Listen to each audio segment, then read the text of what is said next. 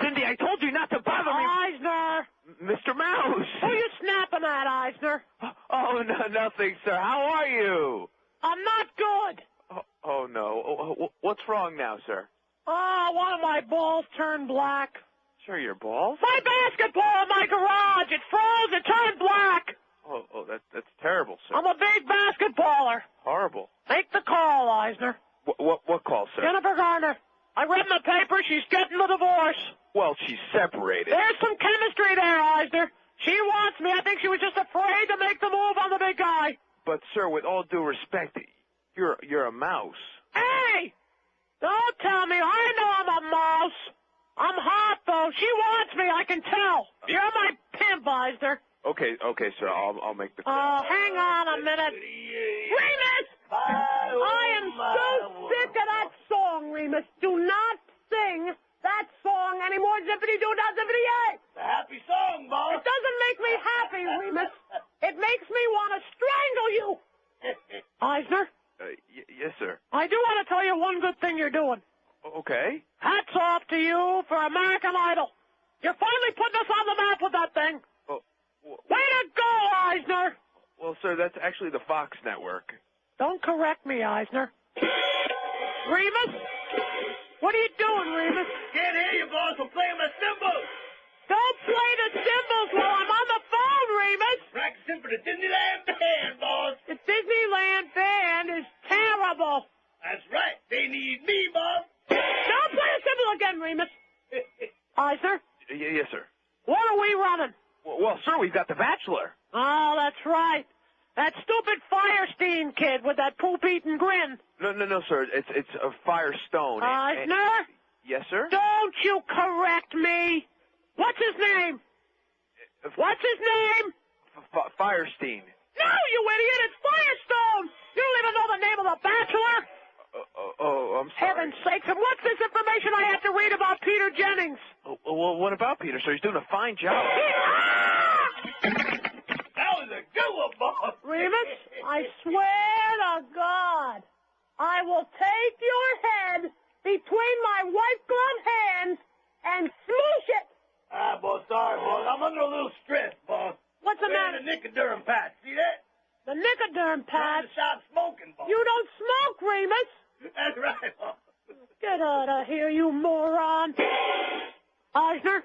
Yes, sir. Well, Mr. Jennings is doing a fine job. Peter Jennings is terrible. He's French. Well, actually, sir, he's Canadian. Eisner? Yes. What did I tell you about correcting me? What is Peter Jennings? Say it. He's French? No, you moron! He's Canadian! He's the anchor of our network. You don't even know what he does. Why do I keep you around, Eisner? I don't know. Why, Eisner? I don't know. You are... Say it. Killing me? Killing me! And you know what? Try to get me on that Bachelor show. But, sir, you're a married mouse. Hey, Eisner. Yes? I don't want to marry him. I don't want to date those 25 girls. I just want to zap them! Scream it! 905-560 WQAM. Happy Thursday to you. So if you think that's cute, Yeah. wait till you see Passions today. Anybody that's a Passions person, even if you're just an occasional viewer, today is the one must-see episode. You know how there's some, like, serial shows or soaps or whatever it is? Right. That there's one episode in your lifetime that you must see it? As Julian Crane and Rebecca and a whole entourage, Gwen, they're the Boozborns.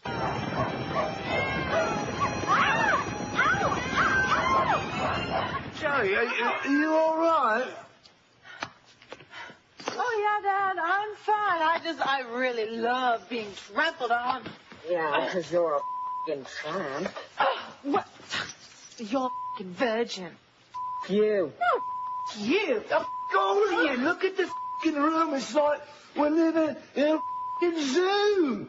Oh, don't f***ing lose it, Dad, all right? We have the furniture f***ing stain-proofed. It's very easy to clean up. Watch. Can't believe it. Just watch. What? Oh, no. Not my f***ing Pilates pants again. It's too good to be true. Got to see Passion today, 2 o'clock, NBC on the Channel 6. 1,400 and almost 1,500 votes on a poll yesterday. Shocking, ain't it? No. Why not? It's a good poll. The most dangerous well, we've done this before. The most dangerous person in the world today. Look at that. We got like more. I just printed it out, and they're just pouring in. How many we got now? 1,492. That was a good year. Was it? George W. Bush, 589. Almost 40%. The most dangerous person in the world. Osama, if alive, bin Laden, 193. Mo Howard David did very good, Mo. He's moving back up. He started tailing off a little bit. Mo Howard David did 130. 100 and about 30, man. Kim Jong-il, 112. Richard Pearl, 96. Paul Wolfowitz, 94. Dick Cheney, if alive, 92. And, of course, who the hell knows? We almost never see him. Right. John Ashcroft, 67. Don Rumsfeld, 39. I don't know what it is, but this audience just, maybe they just took a shine to him or something. You think? They like his press cons. Is that what it is? Yeah. They like that great sense of humor when he drops the little lines like... Anthrax. Ariel Sharon, 33. On Pesach, no less. Oi! Rupert Murdoch, 32. And Saddam, if alive, Hussein's only got 11. Right. Out of about 1,500 votes. Pretty heavy duty on the poll yesterday. We got another great poll for today. Thanks to a listener for faxing the suggestion in yesterday, and we'll take suggestions from the... Now, why are all those lines ringing? I have no idea. Maybe they're just phone checking, line checking. QAM line check. Dave, Yes, sir. how you doing? Okay, how you doing? Good. Read in the paper this morning. I understand there's going to be a first lesbian kiss on All My Children next week. Oh, my God. Wow. Yeah. How about that? I forgot. I don't watch the soaps or anything, but I guess Does Donna Shalala know about that yet? Because if she does, she'll have it banned at UM. You can be damn sure of that. A milestone in daytime television. I think she might like to be on the receiving end. I don't know. I think I might take a peek at it. What the hell? Sure, why the hell not? Why not? Coochie. It could be Susan Lucci. Actually, it's Susan Lucci's daughter in the show. Susan and her daughter going to be doing it? Well, that's exciting. Yeah, well, I read it's in the Fort Lauderdale News this morning. She already came out. She is a lesbian, so Yeah. I guess it ain't gonna be no big deal for her. Whatever. You never know. Okay, thanks for the good news. That's pretty exciting.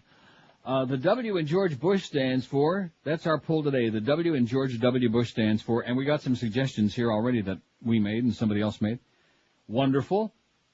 See, I tried to balance this out, but there aren't that many positive, no, seriously, there aren't that many positive words that begin with W. Right? Oh, Wonderful. I didn't really think about it.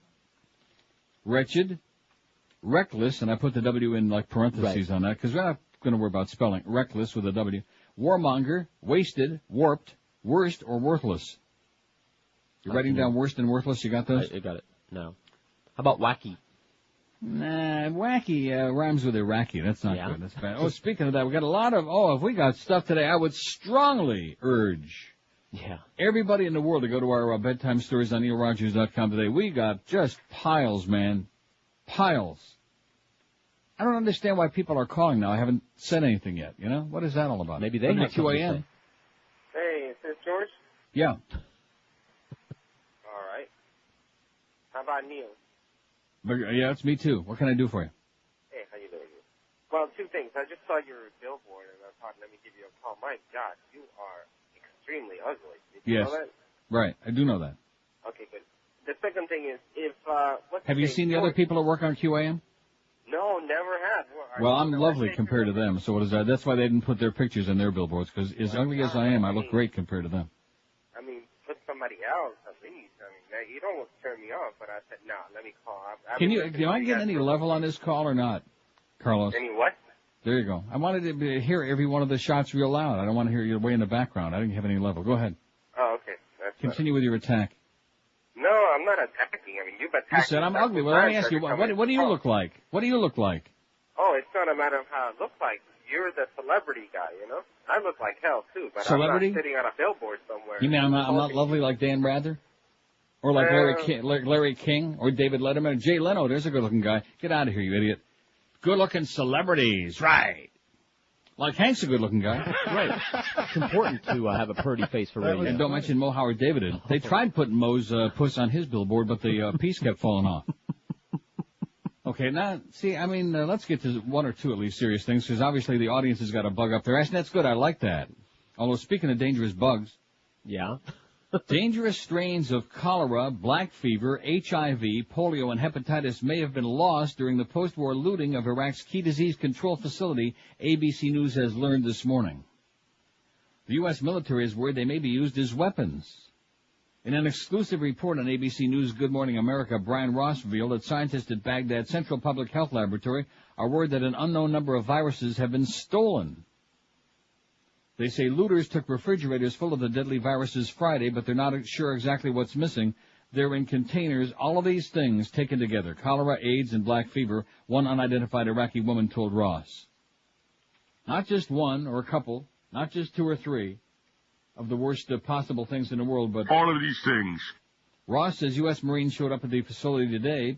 U.S. sources are concerned that polio and hepatitis may have been stolen, in addition to other viruses that may not be reflected in the official records in Baghdad, Ross said. The Iraqi scientists say they have no idea who took the material.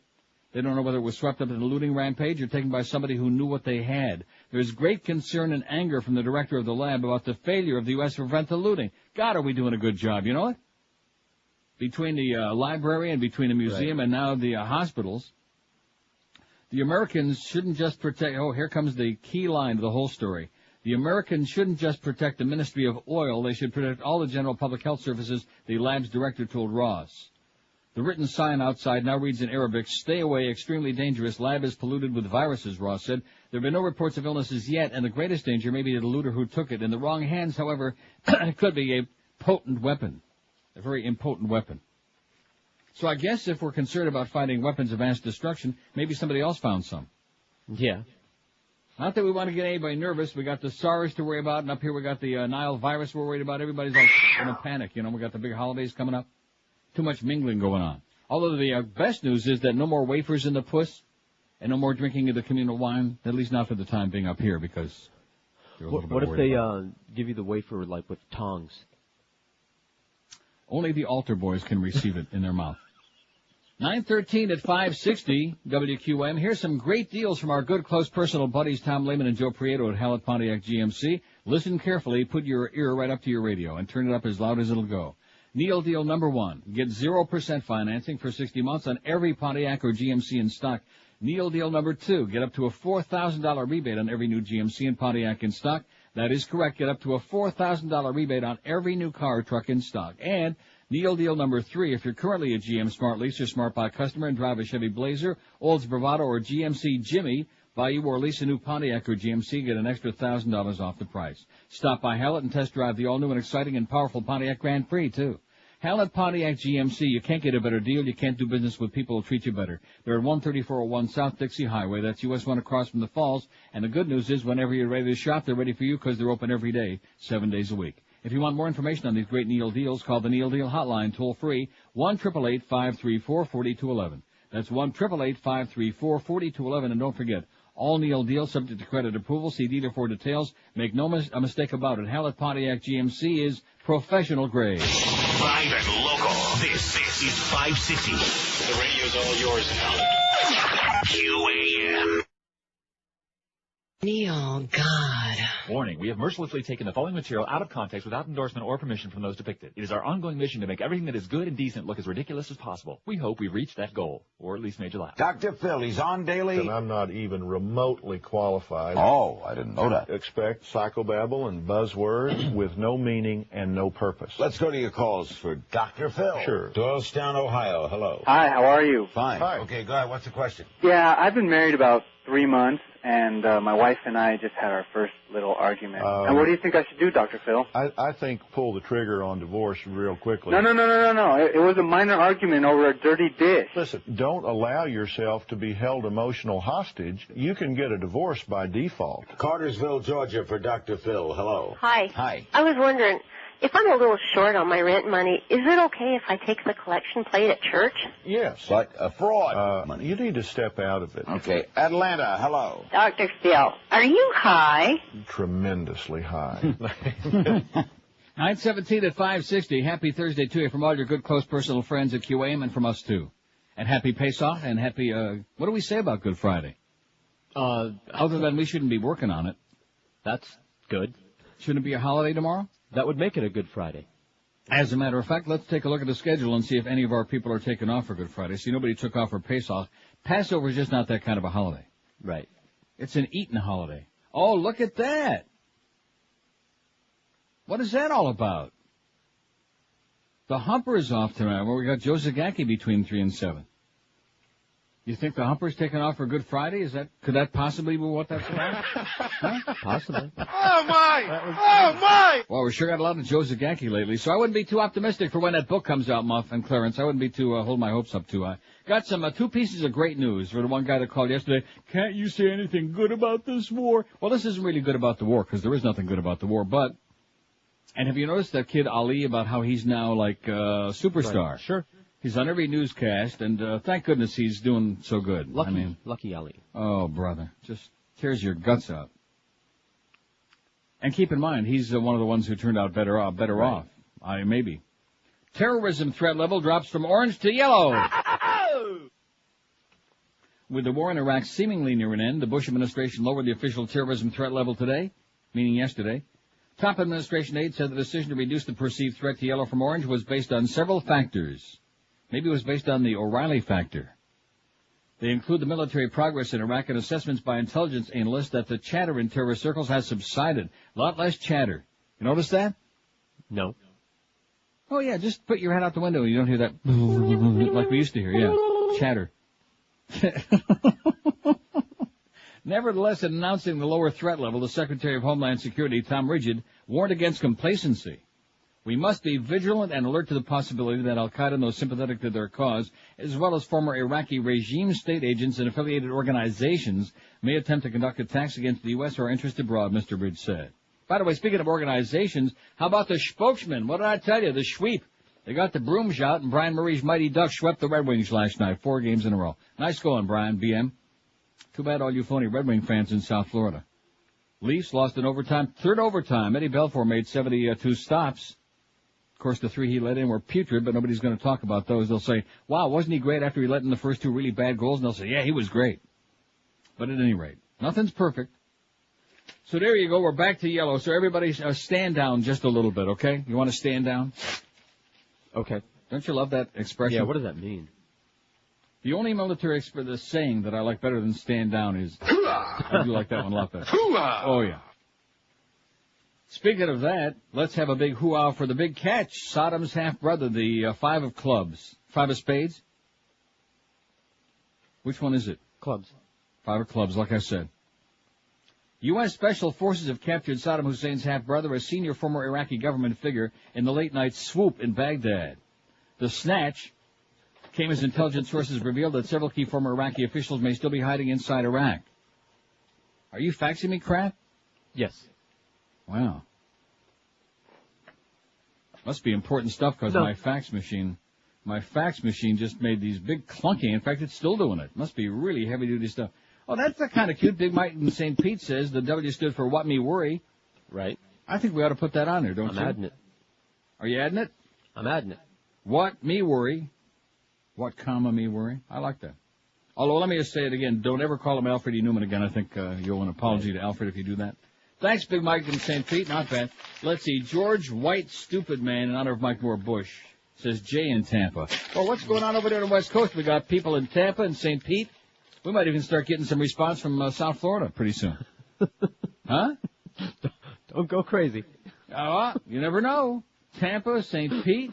Tampa. Okay. Lutz will be calling next. So anyway, this ace of clubs, the 5, the 5 of clubs, Basran Ibrahim Hassan al-Tikriti, Saddam's half-brother and former senior presidential advisor, was captured by a team of special forces by U.S. Marines. Brigadier General Vincent Brooks told a press briefing in Qatar today. But there's a little piece of bad news. What the hell did I do with it? About how they couldn't find all that important documentation. Didn't I print that out? I told you I've got too much stuff here. Too much stuff. No, seriously, I've got 45,000 different things here today. I can't keep track of any of it.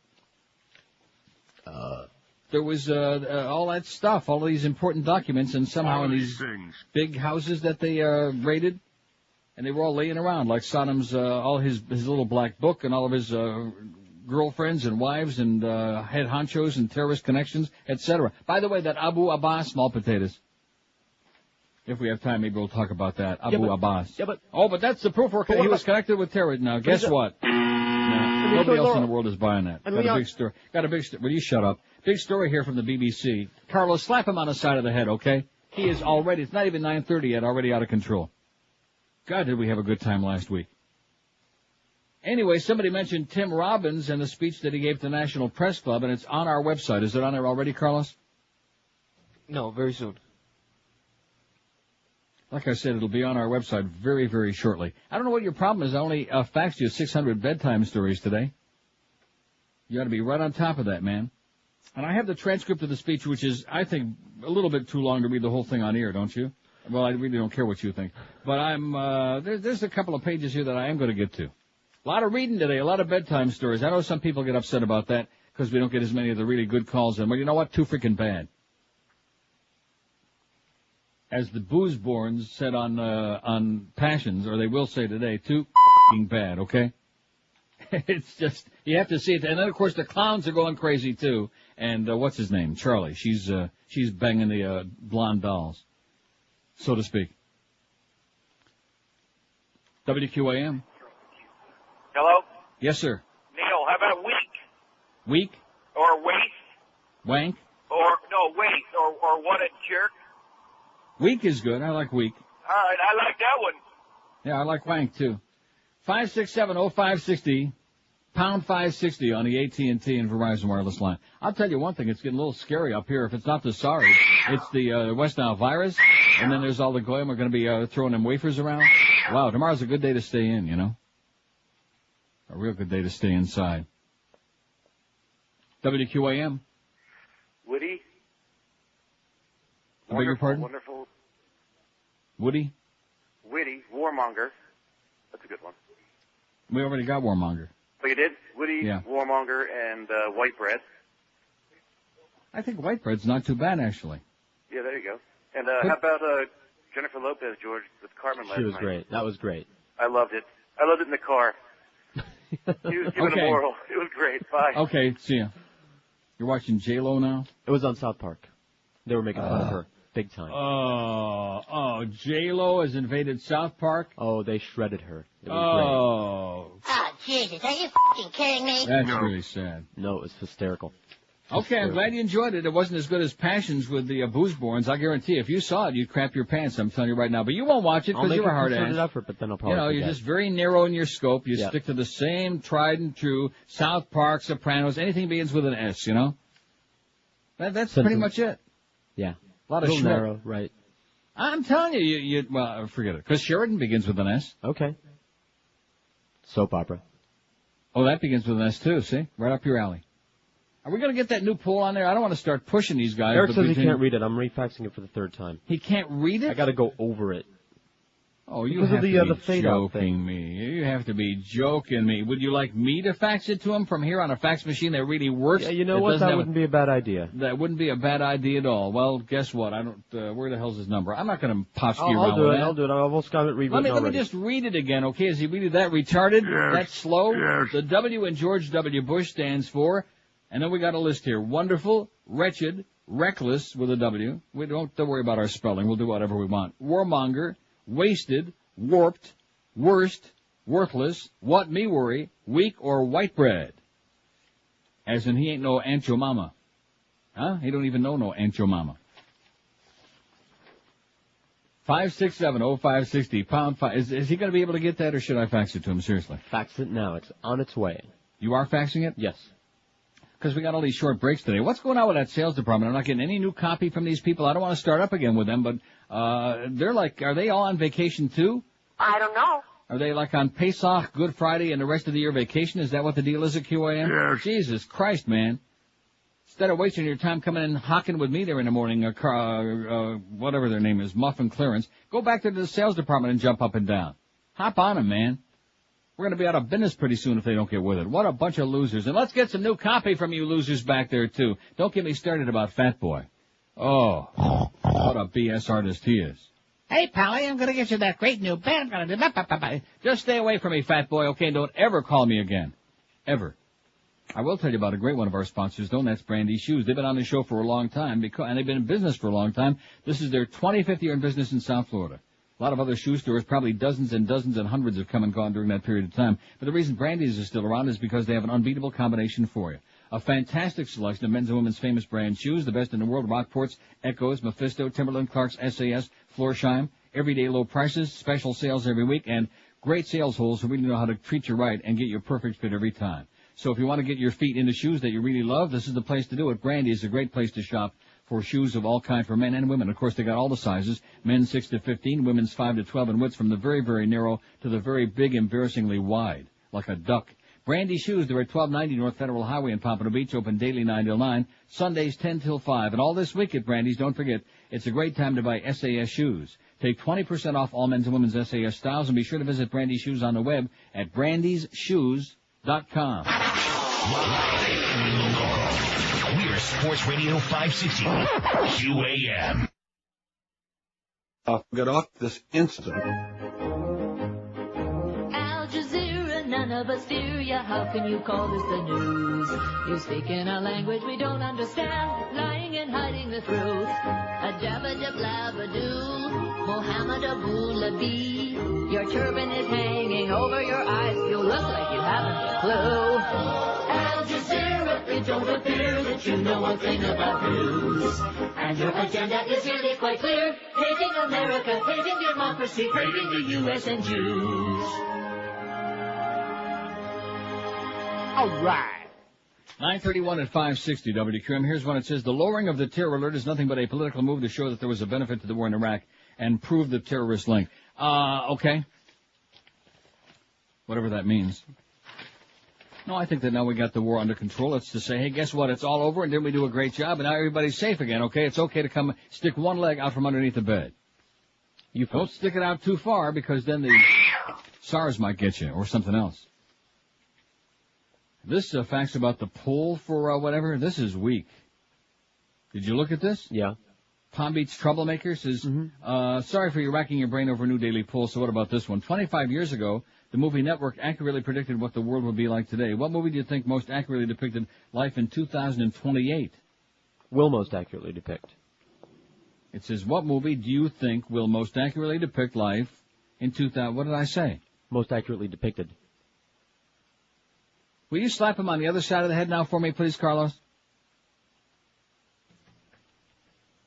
Here are some obvious starter suggestions. A Million Years BC, Sleeper, Escape from New York, Planet of the Apes, Road Warrior, and Soylent Green. I mean, I appreciate the effort there, but I think it's kind of weak. I like it. Don't you? No, I like it. You like it? It's a good idea. I think it sucks. I'll tell you what, I'll save it for next time you're on. Okay. So look on a calendar. Now, what is next year?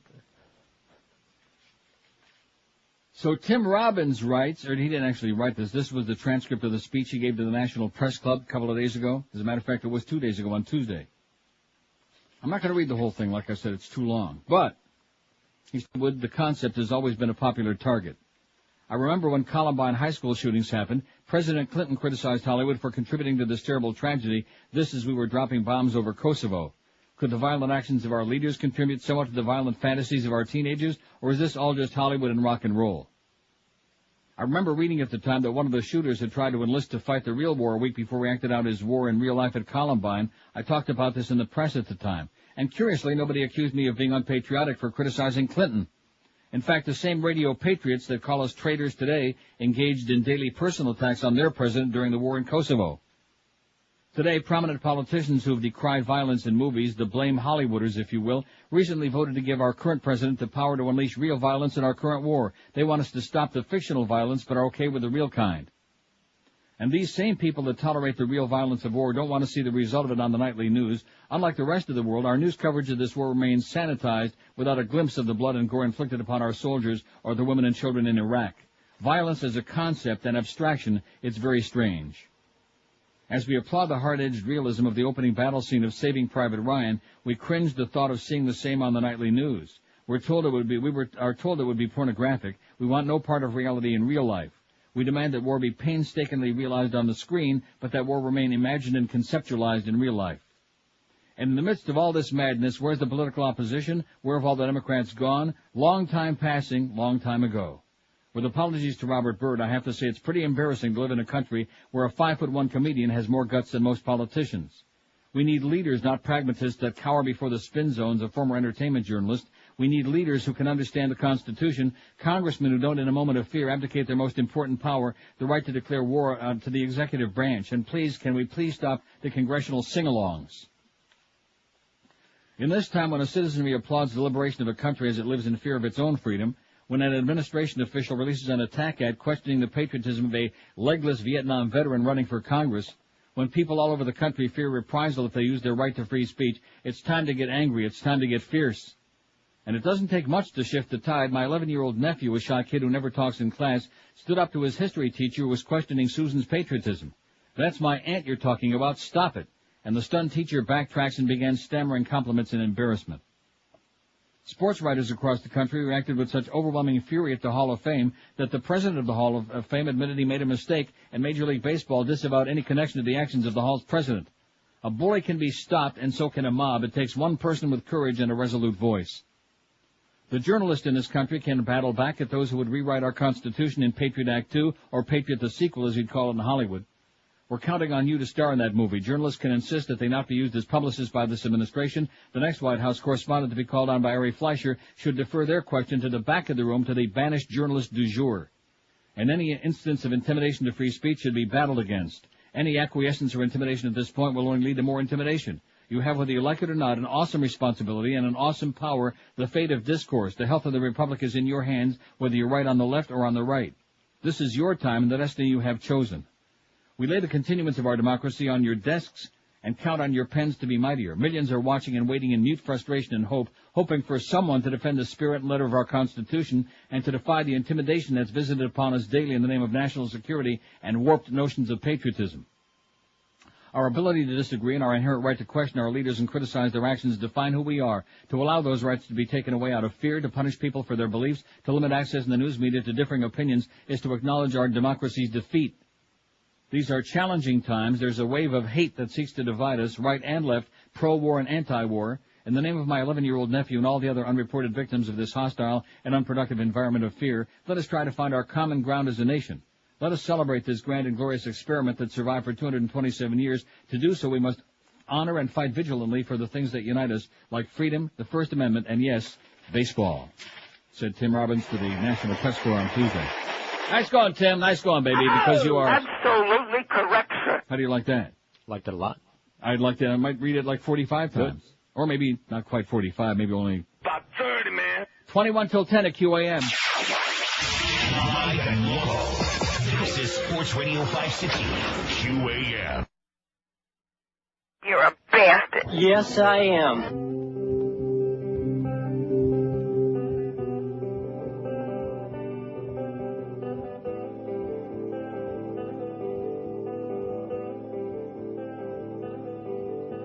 Well, I just heard the news today.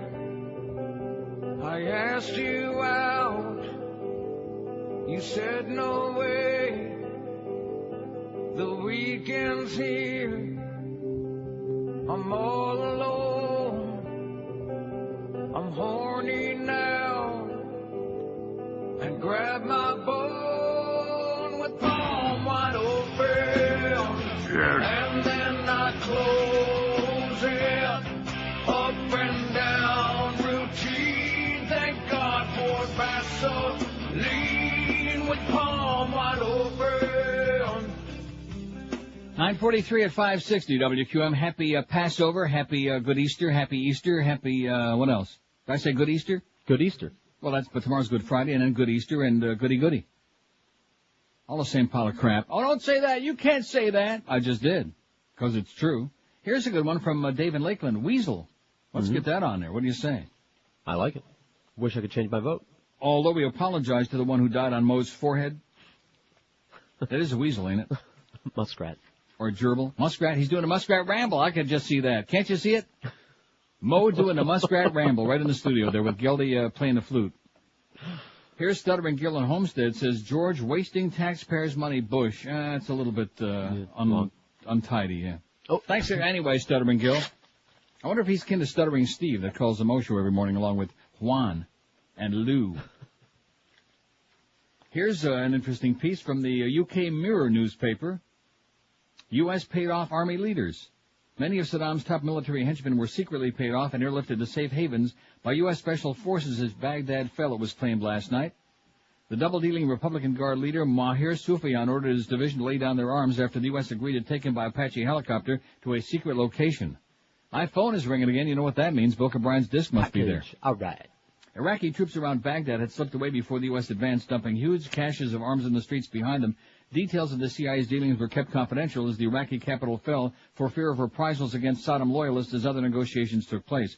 A military source at U.S. Central Command in Qatar said yesterday, the fact that the coalition was able to make these deals meant we took Baghdad with surprising ease. Now you're starting to understand why they went in there with like nobody there. Yeah. There was virtually no organized opposition. They cut some deals, you know. I don't know how many bucks they had to pay to get these generals to coalesce. About 30, man. The W in George Bush stands for, we got the poll up there already, worthless 13, wonderful 9. Woo! Out of 44, we got 9 who say wonderful. Man. A warmonger 4, white bread 3, reckless with a W 3, warped 3, worst 3, wretched a pair, what me worried 2, that's what I voted. Wasted 2, and wank doesn't have any yet. You can't call the president a wank, can you? Unless his name was Bubba. No, seriously, just like Tim Robbins says, when Clinton was in there and he was being just excoriated not only for his sex life, but every time he farted it wasn't the right flavor, and they made up every kind of story under the sun. I mean, they were just brutalizing the guy.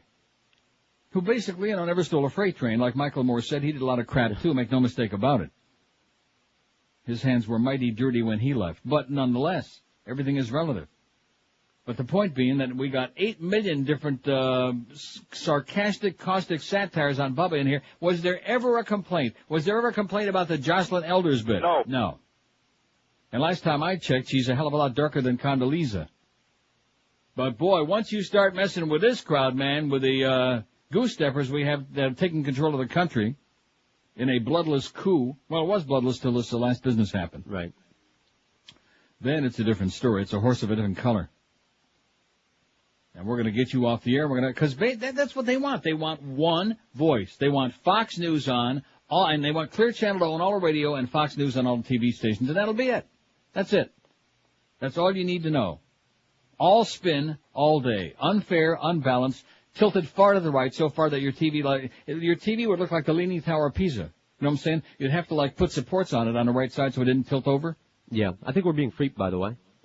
Are we? Why do you say that? Because wonderful just passed from 9 to 17. No, but you can understand there's 65 votes on there, and 51 of them are there's only one positive category. Carlos, slap him on the forehead now. Yeah, that'll do it. Why is it that you're so slow since you came back? I think North Carolina kind of slows you down a little bit. Oh, it does. A lot. Although you did come up with something good. Oh, you came up with a story from ABC. That was very good, because I didn't know nothing about it. About the botulism and the cholera and the HIV and the Now, we're too busy regarding the oil ministry. We don't have time to worry about all these other things. There's something very, very wrong. Something really smells bad. I didn't see 60 Minutes 2 last night. I was watching hockey. I'm so sorry. But you said that Dan Rather actually did a couple of things? Yeah, they did a little warnings. We warn you, the pictures you're about to see are little, because they were talking about the mop-up operation, so they went into a hospital and how they don't have any supplies, and here's all the children with the blown-up faces and no eyes, etc. Well, long overdue. Of course, now that the whole thing is over with, I guess it may be a little bit late. Although it's something to think about for next time. Next time? Yeah, next time. Like Syria? The W in George W. Bush stands for worthless 15, wonderful 14, that's 21.5%. So you see it leaves 78.5% who don't say so wonderful. If there's some other positive ones, feel free to call them in. I have no problem with that, but I couldn't think of any other positive one. W is just a strange initial for a strange guy. Warmonger 11, worst 7, wretched 6, warped 6. Reckless with a W5, what me worry 4, white bread 4, wasted 3, and wank still don't have any. No wank. Kind of like the Mad Dog, no wank. WQAM. Yeah, hi. Hi, how you doing? Fine. Am I on the air? It sounds just like you. I've got a positive one for W. Great. On the wagon.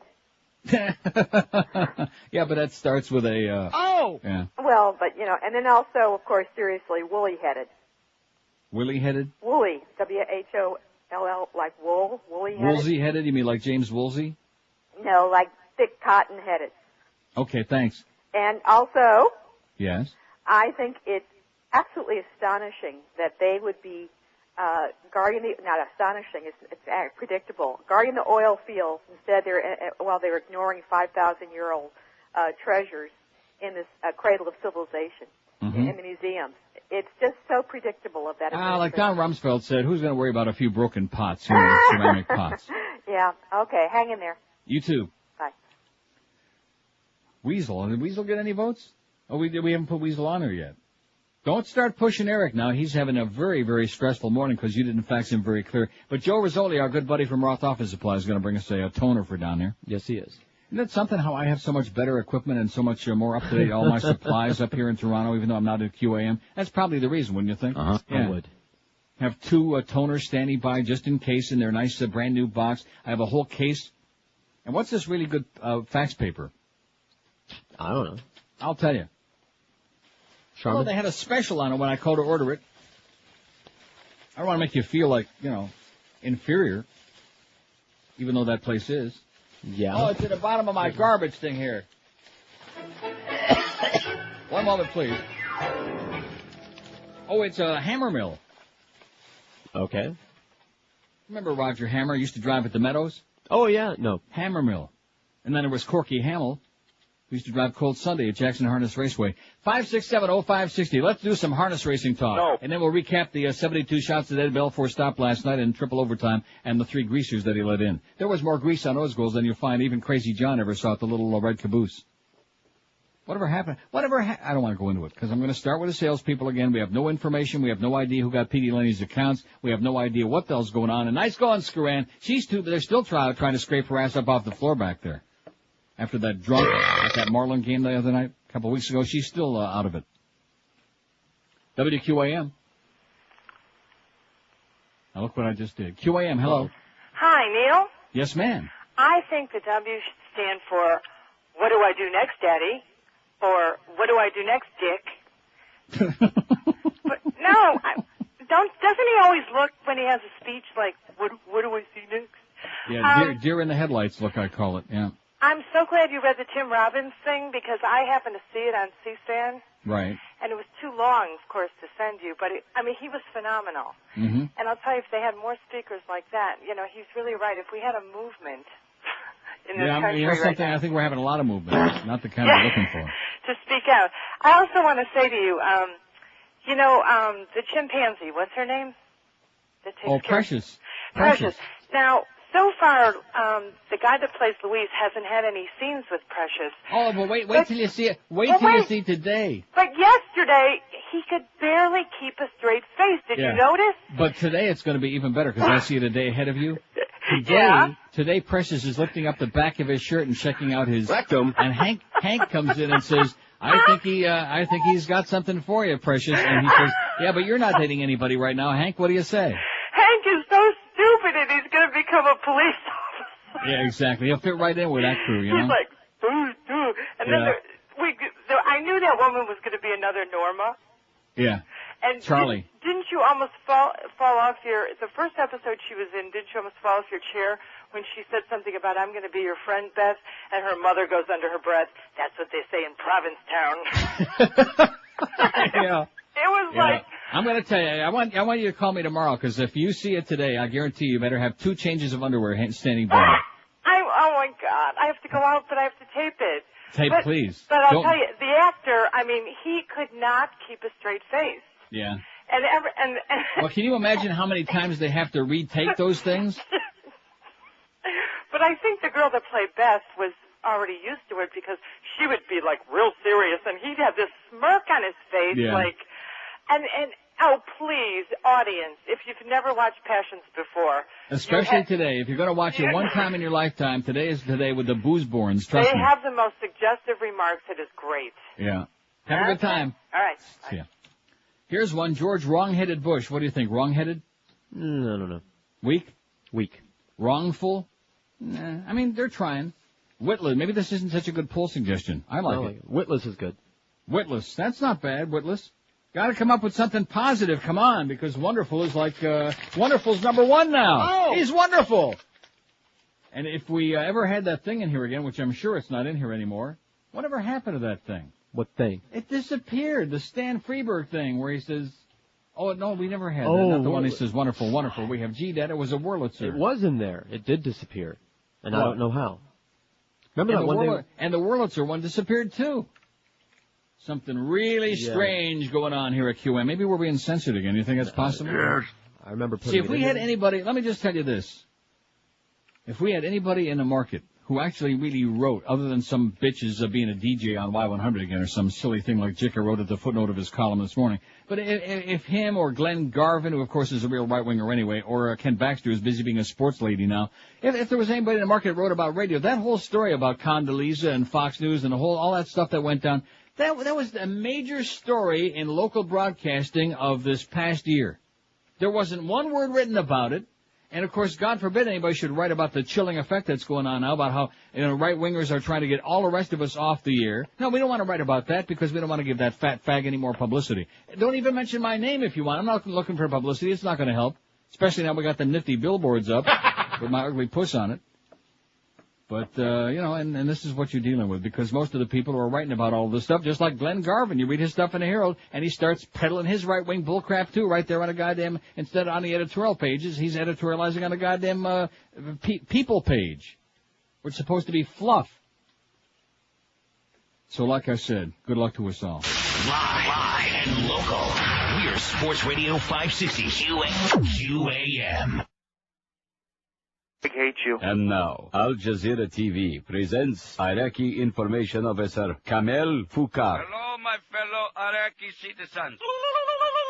I don't know why we make that noise, but whatever. I'm here to tell you that everything is going well for Saddam's Republican Guard, and we are this close to defeating the great infidel Americans once again. They are not even in Iraq. They're not even close to Baghdad. They have not gotten closer than 100 miles to Baghdad. Holy shit! What happened to the lights? Probably just someone with a gas grill that didn't hook it up right or something. Nothing to worry about. Nothing to worry about. Baghdad is safe, and we, the army of the great Saddam Hussein, are here to protect you. Don't worry. That's not gunfire that you hear. That is firecrackers. Nothing crazy. We celebrate Chinese New Year. Crazy Chinese people here in Baghdad. Not to worry. You are safe. I know that the large vehicles passing by with the gunfire behind me, they look like American tanks. They're really ice cream trucks. Son of a bitch! Getting hotter all the time! Okay, I'm going home. I don't need this. You don't pay me enough. Good night. You can my ass. We miss him bad, I'll tell you that. 10:02 at 560 WQM. The U.S. campaign to disarm Syria prompted a hostile response from Iran and Egypt yesterday, with both suggesting Washington is doing Israel's bidding in its growing conflict with Damascus. You ready for that?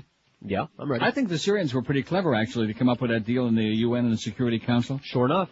Put a resolution in there to get rid of all weapons of mass destruction in the Middle East. And, of course, that would include not just Israel and Egypt and Syria and Iraq and Iran, but also India and Pakistan. Yeah. You think they're giving up them nukes? No. I don't think so. You think Israel's giving up their 200 nukes? No. Don't think so. But Ariel says he's thinking about it, thinking about them settlements, you know. He says he'll let you know after Pesach. Speaking of religious crazy people like him, Pentagon's preacher irks Muslims. In a move angering some Muslims, the Pentagon's Good Friday service will be offered by an evangelical preacher who dubbed Islam very evil and wicked last year. An Army spokesman says a relatively small number of Muslims at the Pentagon felt the invitation was inappropriate because of Reverend Franklin Graham's past anti-Islamic comments. But Lieutenant Colonel Ryan Yantis says Christians at the Pentagon had asked for Graham, and the Pentagon tries to accommodate the worship needs of all religious groups, except Muslims. Yantis notes that separate Muslim services are scheduled at the Pentagon the same day because Friday is the Islamic Sabbath. Graham was heavily criticized for calling Islam a very evil and wicked religion in an interview with NBC not long after the terrorist attacks on New York and Washington. He wrote in a subsequent Wall Street Journal column that he doesn't believe Muslims are evil people because of their faith, but I decry the evil, he said, that's been done in the name of Islam or any other faith, including Christianity, he said. Boy, there's sure a lot of that, you know it? No. Man.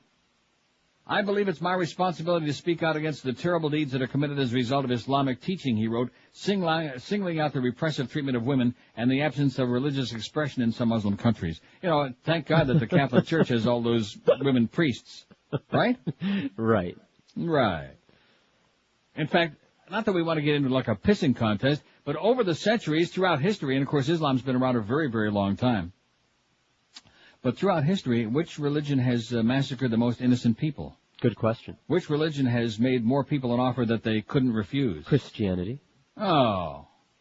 He also said that the persecution of or elimination of non-Muslims has been a cornerstone of Islam conquest and rule for centuries, and has since made other comments attacking Muslims for lack of religious tolerance. What a guy. Graham, son of famed evangelist Billy Graham, recently sparked fresh anger with plans to send Christian relief workers into Iraq when the war ends. That's right, we're going to go over there and all those towel heads, all those infidels, will convert them. We'll bring them to Jesus, baby. Can you imagine the money the dinars they can rake in? They can sit around and have some good dinars together. You did see that now they want to put the American dollar in here because they said the dinar is worthless? Right. Now, why is that? Why is it worthless? Because of us? Samaritan's Purse, the relief agency headed by Graham, is poised to provide shelter, water, and medical assistance inside Iraq as soon as military clearance is available. As American and allied troops roll into Iraq, Samaritan's Purse has a well-equipped team already on the ground in the Middle East, ready to help thousands of suffering families in the name of Jesus Christ, a statement on the group's website says. Holy cow. No, I shouldn't have said that either. That was bad. So you gotta, no matter what you say, it's bad. That's India. Well, it's close. It's close by. Jesus Christ. No, don't say that. Some Muslim groups believe Graham has ulterior motives. Given his past viewpoints, people are suspicious about his real aim, which could be to take advantage of a situation in which people are desperate, said Hodan Hassan, a spokesman for the Council on American Islamic Relations in Washington. They'll have food on one hand and the Bible, the Christian Bible, on the other. A spokesman for Graham's group said religious issues might be raised. We do not deny the name of Christ. Ken Isaacs of Samaritan's Purse told Newhouse News Service. Jesus Christ. Right. We believe in sharing him in deed and word. We will be who we are. Right. A bunch of intolerant right-wing glam. We'll be who we are. And we'll never change. That's for damn sure. The W in George Bush stands for wonderful, wretched, reckless, warmonger, wasted, warped, worst, worthless, what me worry, weak, white bread, weasel, or witless. And we can add two, and I'm sure we will. Don't you think? We oughter. We got to get some positive ones. Well, I don't know of any other ones yet, but I'm sure we got 185 votes, and worthless is number one with 40. WQAM. Hello? Yes, sir. Is this the Neil Rogers Show? Yes, it sounds like it to me, yes. Thank you very much. I don't have much time, but I just was wondering if Neil had noticed that editorial in the Sun Sentinel today in the connection of Bechtel with this administration and the Reagan administration in And Iraq. George Shultz, yeah. He noticed that already? Yes, sir. Okay, thank you very much. It was a great editorial. Bye. Thanks a lot. Hey, Neil. Yeah. We had that on days ago about George Shultz and Bechtel, but nevertheless, Sun Sentinel will get around to it sooner or later. Better late than never. What about Wicked? Why don't we have that on there? Good question. Wicked. Who was it who said that in the movie Fame? What was her name? Moreno. Rita Moreno. Yeah. Who used to be on the $25,000 pyramid all the time, Rita Moreno. Well, I bet you Boca Brian squeezing himself now, squeezing his kneecaps. Old chicken neck. What do you call that? Wicked. Remember that? That was a great movie, Fame. Great music in it. Surprisingly all right. I thought it was going to be Who wants to go to an effing dance school anyway, Leroy? She was good. 567-0560, pound 560 on the AT&T and Verizon Wireless line. WQAM. Neil? Hola. Yes, sir. How about the Wacko? What is it? How about George Wacko Bush? Wacko? Mm-hmm. And we shouldn't blame him because the guy can't help it. He's a retard. But and besides, he has a boss, Cheney. Cheney has a boss. The oil companies. The oil company has a boss, the military-industrial complex. run by goons. Yeah, and I have a boss gangsters. too, and he doesn't want this call to be on too long. Oh, here you go. Here's Hector's got one. W for winner. There, you got to have a few positive ones on here. It looks like we stacked the deck. Wiener. Would we ever do that? Yeah. Well, I mean, it is what it is. Winner. Get that on there right away. Come on, let's get that on there, Eric. Put down that goddamn crow sandwich with bacon and cheese. Although I do like those. Haven't had one of those in years. Although the good news is we have plenty of Burger Kings up here. Well, good. And McDonald's. And Subway. Kentucky Fried. Pizza. Huh? What else do you want? And we also have that great Rogers Almond Brittle and Nestle's a Turtle. I'm not eating, okay? And, of course, tomorrow's the big weigh-in. Me and the Beast will see who's doing well and who's not doing so well. I'm telling you right now, if he doesn't get with it, and I'm not giving any of that food to Fat Boy. Fat Boy, you can blow it out your fat old ass, okay? Just don't do it in that building. If he ate it, he would. Oh. But there must be somebody else in the building if the Beast is going to screw us over on that. Because Balance for Life is great. They've been very nice to us. And There must be somebody else in this building? Like I said, there must be... How many do you think there are? About 30, man. Yeah, who'd be the delightful candidates for a Balance for Life. Because the Beast has really been screwing off lately. You're not fooling anybody anymore, okay? Oh, he gets on a scale, and it's a doctor's scale. Remember when I bought that? Right. We first came to QA, and I bought that doctor's scale at the great expense to me for like about $300. And you can't lean. You can't tilt on it. You can't lean on it. It doesn't lie. It's got the weights on it. Remember the weight? Yeah. I remember Doug Weight. He ain't no Chris Wells. Now, don't get started with that hockey stuff again. Look what Chris Wells did to the show years ago. How about that Stu Barnes in Dallas? Oh! I'm sorry. 567-0560, pound 560 on the AT&T. Oh, and here's an article that's kind of interesting by Neil McKay in the Sunday Herald. Not the U.S., not the Miami Herald. Oh. A secret blueprint for U.S. global domination reveals that President Bush and his cabinet were planning a premeditated attack on Iraq to secure regime change even before he took power in January 2001. So all of this horse crap about weapons of mass destruction and about all of the other excuses, of which there were so many, it changed from day to day, from week to week. In fact, what's wrong with that? Week. Oh, we already got that on it, W-E-A-K. Yes. The blueprint uncovered by the Sunday Herald for the creation of a global Pax Americana was drawn up for Dick Cheney, now Vice President, Donald Rumsfeld, Defense Secretary, Paul Wolfowitz, Rumsfeld's deputy, George W. Bush's younger brother, Jeb, and Louis Libby, Cheney's Chief of Staff. The document, entitled Rebuilding America's Defenses, Strategies, Forces, and Resources for a New Century, was written in September 2000 by the neoconservative think tank Project for the New American Century, PNAC, and there it is again. Oy. Just keeps rearing its ugly head, you know it? The plan shows Bush's cabinet intended to take military control of the Gulf region, whether or not Saddam Hussein was in power. It says the United States has for decades sought to play a more permanent role in the Gulf regional security. Of course, you know what they got in the Gulf? Oil? While the unresolved conflict with Iraq provides the immediate justification, the need for a substantial American force presence in the Gulf transcends the issue of the regime of Saddam Hussein. The PNAC document supports a blueprint for maintaining global U.S. preeminence, precluding the rise of a great power rival, and shaping the international security order in line with American principles and interests. This American grand strategy must be advanced for as far as into the future as possible, the report says. It also calls for the U.S. to fight and decisively win multiple simultaneous major theater wars as a core mission. Now, I'm going to continue this after the break. I didn't want to read a whole lot of these because they're all on our website. Too important just to stop right there, you know. Important, read us, interrupt us. Not good. Nice job there on the website, by the way, Carlos. He's got that Tim Robbins speech. It's already on there. And that PNAC article is up there, too. Nice going. There's 2 PNAC articles in here today. 2 PNACs for the price of 1. Buy me some PNACs and crack your jet. Remember that? Harry Carey used to sing that. Boy, we sure miss Harry Carey, don't we? Yes. Oh, God. That's when baseball really went in the crapper once he died. Stand him up straight. Come on. 12 minutes. Oh, that was the wrong movie, Stand him up straight. Remember that? Godfather. You can act like a man. What can I do? Do you have $2,000 or more on a credit card? If so, listen very carefully. I think your brain is going soft. Dedicated consumer... Let me try it again. Do you have $2,000 or more on a credit card? If so, listen up. Dedicated Consumer Counseling will help you. It'll cost you nothing. Dedicated is a non-profit company that will contact the companies you owe money to, and they can cut your payments in half. Call 1-800-4-NO-DEBT. That's 1-800, the number 4 and the letters N-O-D-E-B-T.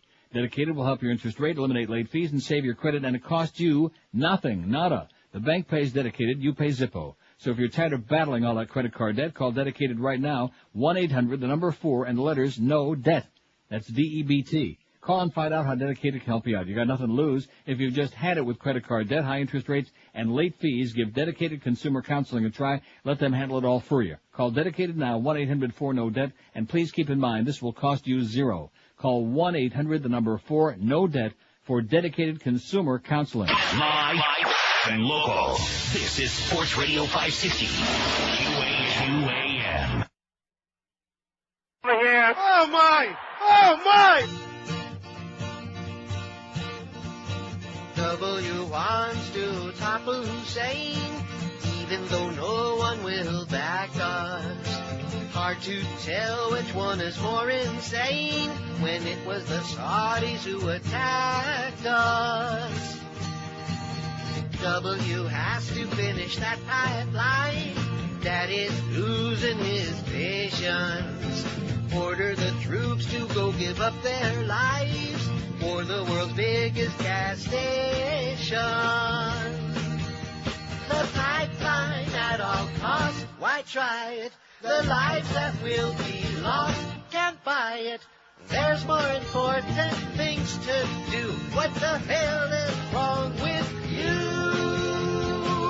W, outraged by white-collar crime, except for your buddies at Enron. Pipeline advice from Condoleezza Rice, because she works for Chevron. Power and greed, you and that Dick Cheney think war for a pipeline is a good start. But leaders from all around the world agree you're a functioning retard. The pipeline at all costs, why try it? The lives that will be lost, can't buy it. There's more important things to do. What the hell is wrong with you? W wants to invade today. That's the decision he's reaching. W's just as insane as Hussein. Won't somebody impeach him? All right. Oh my God. 10:19 at 560 WQAM. Anyway, it goes on to say, this article from the Sunday Herald about the PNAC document. The report describes American armed forces abroad as the cavalry on the new American frontier. The PNAC blueprint supports an earlier document written by Wolfowitz and Libby that said the U.S. must discourage advanced industrial nations from challenging our leadership or even aspiring to a larger regional or global role. The PNAC report also refers to key allies such as the UK as the most effective and efficient means of exercising American global leadership, describes peacekeeping missions as demanding American political leadership rather than that of the United Nations, reveals worries in the administration that Europe could rival the USA, says even should Saddam pass from the scene, bases in Saudi Arabia and Kuwait will remain permanently despite domestic opposition. This fax has got a good point. Too. It says, Neil, by now I'm sure you're aware of Fidel stance on the war. Okay. Anyway, I was listening the other day, and he starts to talk back about Michael Moore. Now, if he had something legitimate to say about him, like maybe some dirt or some sort of correction to his rhetoric, but all he could come up with were insults to his weight. You notice how people with weak arguments resort to attacking their opponents? Yeah, we noticed that on the show. That was all Phil could say, was that he was so fat. Are you sure? He also said that he heard Michael Moore's book was ghostwritten for him. Phil just turned into a real asshole. Well, can I tell you? Please. That's the deal. We're all supposed to go step in line. There's only a very, very teeny tiny number of us from coast to coast, from pillar to post, just pillar to sell out. Who have no respect for people who sell out. You know, I can't deal with it. Just deal. He wasn't starving. Listen, he could just continue doing his shtick, you know, his phony voices. But he doesn't have to all of a sudden turn into Attila Hun Jr. But hey, that's what Cheer Channel wants, baby. That's where it's at. We all have to be crusaders for the Bund. How's the pool coming? The W and George W. Bush, 2 hands for wonderful 50. It's wonderful. Wonderful. Worthless 44. Warmonger 38. What me? 26. Worthy 17. Wasted 12. White bread 11. Wretched 10. Warped 9. Reckless 8. I thought that should be doing a little bit better. Wank is 7. 7 wank. Witless 6. Weasel is 4. Wicked 1. Whack 1. And Winner still got. Oh! Well, you couldn't say Winner in regard to the election because he did lose the election. U.S. broadcasters war stance on scrutiny. I feel like I'm doing one of those shows from last year with the bedtime stories, but you know what? Too bad. We just got a lot of good stuff today, and a lot of people out there won't have time or the inclination to read the website, and a lot of people out there. Many people out there you think don't have a computer at all. Third, man. Right. I feel compelled. WQAM. Good morning. Yes, ma'am. I speak with Neil, please. Speaking. Oh, hi, Neil. You sounded so quiet. Didn't sound like you. I just wanted to know what time is the eulogy for the Iraqi information minister. When the big hand hits the little hand. And I'm going to miss him too. Yeah. He was really good. I like that bit you write about that he should go to Telemundo and try to defend the DA County politicians. Starts this Monday morning on the morning show on KM. Oh, he's chronic. Real quick. With the W thing? Yeah. Okay. Go ahead. I've got three things. Worm. Wrong. And whore. Wrong is good. I like. And what was the third one? Whore for the oil companies, you know. I like that. That's excellent. Yeah. Okay. Thank you, sir. Okay, thank you. Everybody likes a whore. A hoe. Yeah, get that on there, whore, okay? Oh, you can't call a president a whore. Why the hell not? It's a lot nicer than most of the stuff that Bubba was called. Right. Yeah, but that was different. He was a commie, pinko, liberal, southern, rednecky, horny, toad, whatever. Really something to watch the double standards these people have. They just ripped him an ass from pillar to post, all they could, just non-stop. But now that the shoe's on the other foot and we got this Dumbo in there, this dangerous... See, his middle initial ought to be D, not W, because D is like dumb and dangerous, like I've been telling you for like a long, long time. Dumb but dangerous dumb. Not just smart dumb like Fredo, but like dumb dangerous. And there is a difference. Speaking of Fredo, by the way, that's one of those... That's a drop-in that I never play, for example. I can handle things. I'm smart. Not like everybody says. Like dumb, I'm smart, and I want respect. Can't you just see? No. Can't you see W sitting around? There's Papa Bush on the one side. There's Martha Washington, a.k.a. Barbara Bush, on the other side. There's Jeb sitting across the room. There's Neil Bush and his nasty divorced wife on the other side. And there's W saying, I can handle things. I'm smart. Not like everybody says. Like dumb, I'm smart, and I want respect. I know it was you, Fredo. You broke my heart. You broke my heart. U.S. broadcast... Oh, I got to do the break. Boy, I'm getting carried away here. Don't let me forget. Don't forget. This is from the British newspaper The Guardian. U.S. TV network wish list. U.S. broadcasters' war stance under scrutiny. And it's about time, baby. It's the law. It's over. About time. I think just in honor of that, we ought to hear a little from the BBC right now. Just heavy rain around, especially on the western side of Canada initially. Then as we push into look Friday, at that. The BBC is doing Canada weather. Transposing. Oh, you don't want to do it today. Hey, I'll tell you about a great place you can get away from all the grief of the world and enjoy yourself. Just immerse yourself in a fantastic feast, and that's the Emerald Coast Chinese Buffet. There are a lot of other Chinese buffets popping up on every street corner. Don't be fooled by them. Don't waste your time and money, because Emerald Coast makes sure that everything is fresh and crunchy and delicious. They've got an unbeatable variety. 6 different kinds of soups, dozens of succulent entrees. They've got Oriental surf and turf on the weekends. And every day they have New York strip made to order in their gourmet center, a sizzling Asian grill featuring all kinds of great things like teriyaki steak and shrimp, chicken, seafood, hand-carved prime rib. And the Emerald Coast will never leave you with a headache because they don't use any crap, no MSG, no cornstarch, and they cook all of their fine cuisine only with cholesterol-free oils. The buffet at the Emerald Coast features a full salad bar, a big one, a new sushi bar, and fresh shrimp cocktail, too. And more good news, Emerald Coast famous Lobster Fest is back, featuring lobster thermidors and lobster bisque as well. Bring yourself a big, hearty appetite. And just shovel some dessert in your puss, too, because they got a great dessert bar featuring pies and cakes, pastries, ice cream, and all your favorite toppings, fresh fruit. Be sure and check out the new Oriental chicken salad at the Emerald Coast, too. Like I said, 3 locations in South Florida. They're in Sunrise on Pine Island at 44th Street. They're on Collins Avenue, just north of 163rd, North Miami Beach, and at the intersection of Flamingo and Pembroke Roads in Pembroke Pines. They accept reservations, takeout and delivery available as well. So if you really want to pig out during the holidays or any time, you head for the Emerald Coast. Call 954-572-3822 for more information. 954-572-3822 for the world-famous Emerald Coast Chinese Buffet. My and local. This is Sports Radio 560. QAM. Holy Mackinac! This is Joe Bowen, the voice of the Toronto Maple Leafs, and you're listening to the Hockey Authority, Neil God.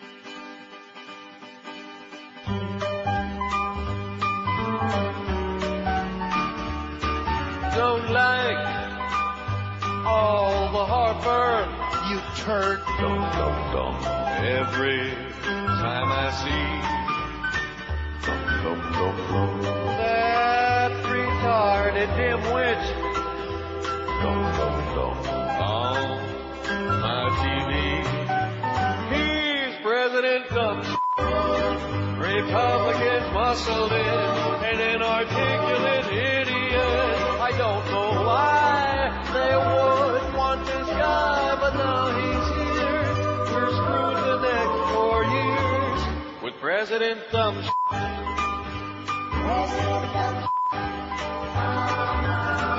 Oh, what I give to count votes once more and get who we all voted for. Why did you want this?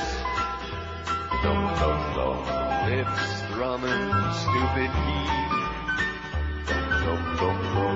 Mindless, drunk, and rich kid. He's even dumber than me. He's President Trump. You don't care what it took. You got him in by hook or crook. The Christian right knows what's best for you and I, but have no fear. We've got a great leader here with President Trump. President Trump.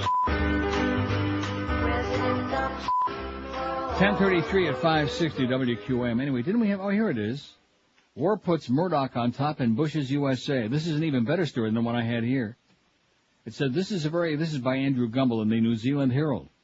It's a very good time to be alive if you're Rupert Murdoch. He's just realized his long-held ambition to break into the U.S. satellite television market, buying the market leader DirecTV after 3 years of tortuous negotiations with its owner General Motors. His cable news channel, Fox News, has come out of the Iraq War stronger than ever. Having overtaken CNN with its hot-blooded, rabble-rousing style and deferential approach to the Bush administration's every move, it came out as the top-rated cable station, news or non-news, in 36 of the top 40 time slots from March 31 to April 6, perhaps more significantly, it may be transforming the way Americans get their news in times of crisis. Murdoch's long-running campaign to deregulate the media landscape could soon come to fruition in the U.S., thanks to the FCC and its chairman, Michael Powell. As early as June, Powell, son of U.S. Secretary of State Colin Powell, intends to loosen or possibly dismantle entirely two of the cornerstones of U.S. media regulation, a ban on cross-ownership between newspapers and television in the same market, and a ban on any one entity controlling access to more than 35% of the national television audience. What did I just tell you before? That's where it's going. Powell is keeping his exact intentions secret, which is upsetting powerful senators and prompting calls for a proper public debate before any decisions are made. And it may be that Murdoch, having relieved News Corp's coffers of $6.6 billion for DirecTV, is not in the best financial position to take immediate advantage of more relaxed ownership rules. But the U.S. has become an extremely congenial place for Murdoch. His agenda seems to fit hand in glove with that of the administration, and he seems to be on a roll that others are struggling to replicate. Anyway, the other column here by Annie Lawson in The Guardian. Rupert Murdoch's Fox network is among the U.S. media giants accused of tailoring its war coverage to create favor with Michael Powell, the George Bush-appointed chairman of America's media regulator, who is facing mounting pressure to scrap media ownership rules. Fox, together with network heavyweight CBS and NBC, is pressing the U.S. FCC to dump rules that prevent a TV broadcaster from owning another network or radio TV station and newspaper in the same market. Under the existing law, we already did that. The Center for Digital Democracy, a nonprofit agency in the U.S. that promotes diversity in digital media, believes news organizations in the U.S. have a serious conflict of interest when it comes to reporting the policies of the Bush administration. Mr. Murdoch has been criticized for imposing his pro-war stance on all News Corporation-owned media outlets, like the New York Post, by the way. His unbridled support for President Bush has also raised eyebrows about the timing of his purchase of DirecTV. It is likely that decisions about how to cover the war on Iraq, especially on television, may be tempered by concern not to alienate the White House, said Jeffrey Chester, the center's executive director. These media giants stand to make untold billions if the FCC safeguards are eliminated or weakened. You following this? Yep. You're wondering why they were all goose-stepping in a line? Mr. Chester accused the U.S. media of adopting a narrow-minded commercial mindset reflected by their failure to effectively analyze and criticize the Iraq war policy ahead of an impending ruling by the FCC on the media ownership regime. And on it goes. Well, just pass that along for your information. Yeah, just like that. And Congress, they're all sitting back there, with their finger up each other's butt. Whoop-ass, I do like that one a lot. I'm putting that on there. I don't like the way they spelled it. I'm spelling W-H-U-P-ASS, whoop-ass. That good one? Got it. George Whoop-ass Bush, baby. Let's whoop some ass. And there's some other ones on here, kind of weak. Wacko, do we have Wacko? No. No. I said it earlier, Yes. I think. Well, I had sent it to him. I beg your pardon? You guys did have it. I wrote on the list and I sent it to Eric. Maybe he didn't We had see a that Wacko? one. All right, put it on there, Eric. Wacko. Don't be listening to these guys. Just put it on there, okay? Follow orders like a good obedient soldier. Wacko. Wiener. Did we put Wiener on there? Not yet. I like Wiener. That's what I heard. Woeful. Woeful's good. These are all good on this list. This is a pretty good list, whoever sent this in. Woeful, and then Wicked we got. So what do we got now? Well, I'll take a look at it. 56705. Well, we got a heavy plate today, baby. A heavy plate. God, lots and lots of stuff. And I realize I'm changing the world here, right? No. No, I'm doing the best I can. In little tiny Miami, with all those mosquitoes the size of bowling balls. Although at least we don't got no, do they have it? What? The, whatever that disease is I was talking about before. Not SARS, what's the other thing? West Nile virus? West Nile virus. There's not much of that there, right? I haven't heard A few dead cats, but hey. That'll probably tighten our relations with the Chinese. WQAM. Yeah, hello. Yes, sir. Yes. I just got back in the car. Colin Powell's son is the head of the FCC. Yeah, Michael Powell, right, chairman of the FCC. And what was the job before Dad got his job? I beg your pardon? What was his job before his father got that job? McDonald's. Drive-through. Drive-through. Good luck, kid, pal. Yeah. This guy's a little bit slow to catch on, but he finds it very amusing. Yeah. Michael Powell is the son of Secretary of State Colin Powell. He is the chairman of the FCC. He is one of a handful of powerful people in this country who decide whether we can say crap or not on the air. And let me say it again. I better whisper it because, crap. Oh, you can't say it no more. Don't say that anymore. Crap. Stop it. What's wrong with you people? Crap. There you go. We said crap 3 times, Michael. Michael, motorcycle. So that's why pretty much you got America speaking with one voice. That's why you got some pussified people, I don't want to mention no names. Are you sure? Yeah, who are like goose-stepping in line feverishly, hysterically, bending over backward, doing like somersaults, turning into a human pretzel. They're gyrating so hard to try to like goose-step in a line. And especially if they have anything to do with cheap channel community. You know something? As much as Beasley, we all know about Beasley and about Greg and about this screwed-up company, which it is, and the fact they don't like to pay anybody on time, but, can't say too many good things about them, but, you know what the best thing about them is? What? They're not Clear Channel. Well. So I want to kiss the counter here, and I don't want to say nothing good about Norma Kent, because then he'll be calling me again. Don't call me up here, Norma. You really bug me, man. You drive me nuts. You're depressing. You're a permanent downer. Just get out of here. If I want to hear I can have Rimmer call. At least he knows hockey. But at least I kissed the ground that I decided to sign this deal as opposed to that Paxson thing which would have been sold over to cheap channel. Oh! Back in the arms of Pete Bolger again and that crowd of Farbissina lunatics over there. David Ross. I wonder if he's kin to Ileana Ross. That's a good point. Rosanna Dana, you know? Wouldn't surprise me. I'm sure he ain't related to Walter Ross. Or Red Ross. 20 before 11 at 560 WQM. If you're tired of flipping hamburgers at McDonald's, if you're in a really dead-end job and you're sick and tired of working for peanuts, if you have nothing but the shells left at the end of the week, here's the answer for you. Get you a new high-paying computer job. Get trained for it by calling our good friends at Fast Train. This isn't BS. This is the real thing. Call 1-866-FAST-TRAIN. Fast Train offers you convenient day, evening, and weekend classes, and in just 4 short months, they can have you trained and ready to go in a computer career where you can make a big fat paycheck each and every payday. By the way, payday, the 25th clearance.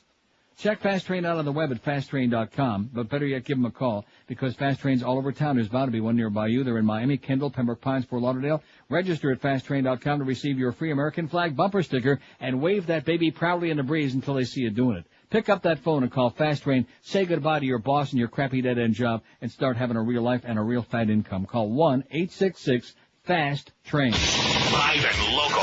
This is 560. The radio's all yours now. QAM. Neil got out. WQAM. Where the faggot is. Yes.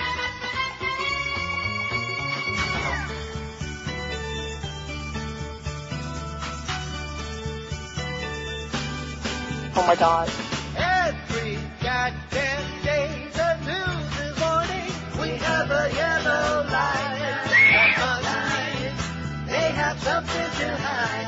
That's how they manipulate headlines. What's screaming any kind of subterfuge, like a yellow line. The corporate media right, and that's why we have a yellow line. Can't explain the meaning of what these lights do. What these lights coverage sits at his desk with a set of pens and Doodles cartoons. Doodles cartoons. Anytime they want to confuse us, they have a yellow light. That light, something they can define. We have a yellow line, a big light every goddamn day. We have a yellow light, that light, something they can define. We have a yellow light, a big light every goddamn day. You do understand that the reason that we have this whole warning light system in the first place is because it's a perpetual way to keep us involved in and psychologically glued to the concept of war. We're in a perpetual war. I thought it was just stuff and nonsense. No, it's part of the PSYOPs deal here. It's psychological control of the American public. I like That's that right. word. Yeah, PSYOPs. PSYOPs and Cyclops. It's that wicked one-eyed monster, man. He'll get you every time. Squirt, squirt. What happened to Bubba? But at any rate, that's what it's all about, because we have to be concerned about that. So in the back of our mind, some people in the front of their mind, maybe in the middle or what used to be their mind, like me, we're always conscious of this. Well, we're in a perpetual state of war.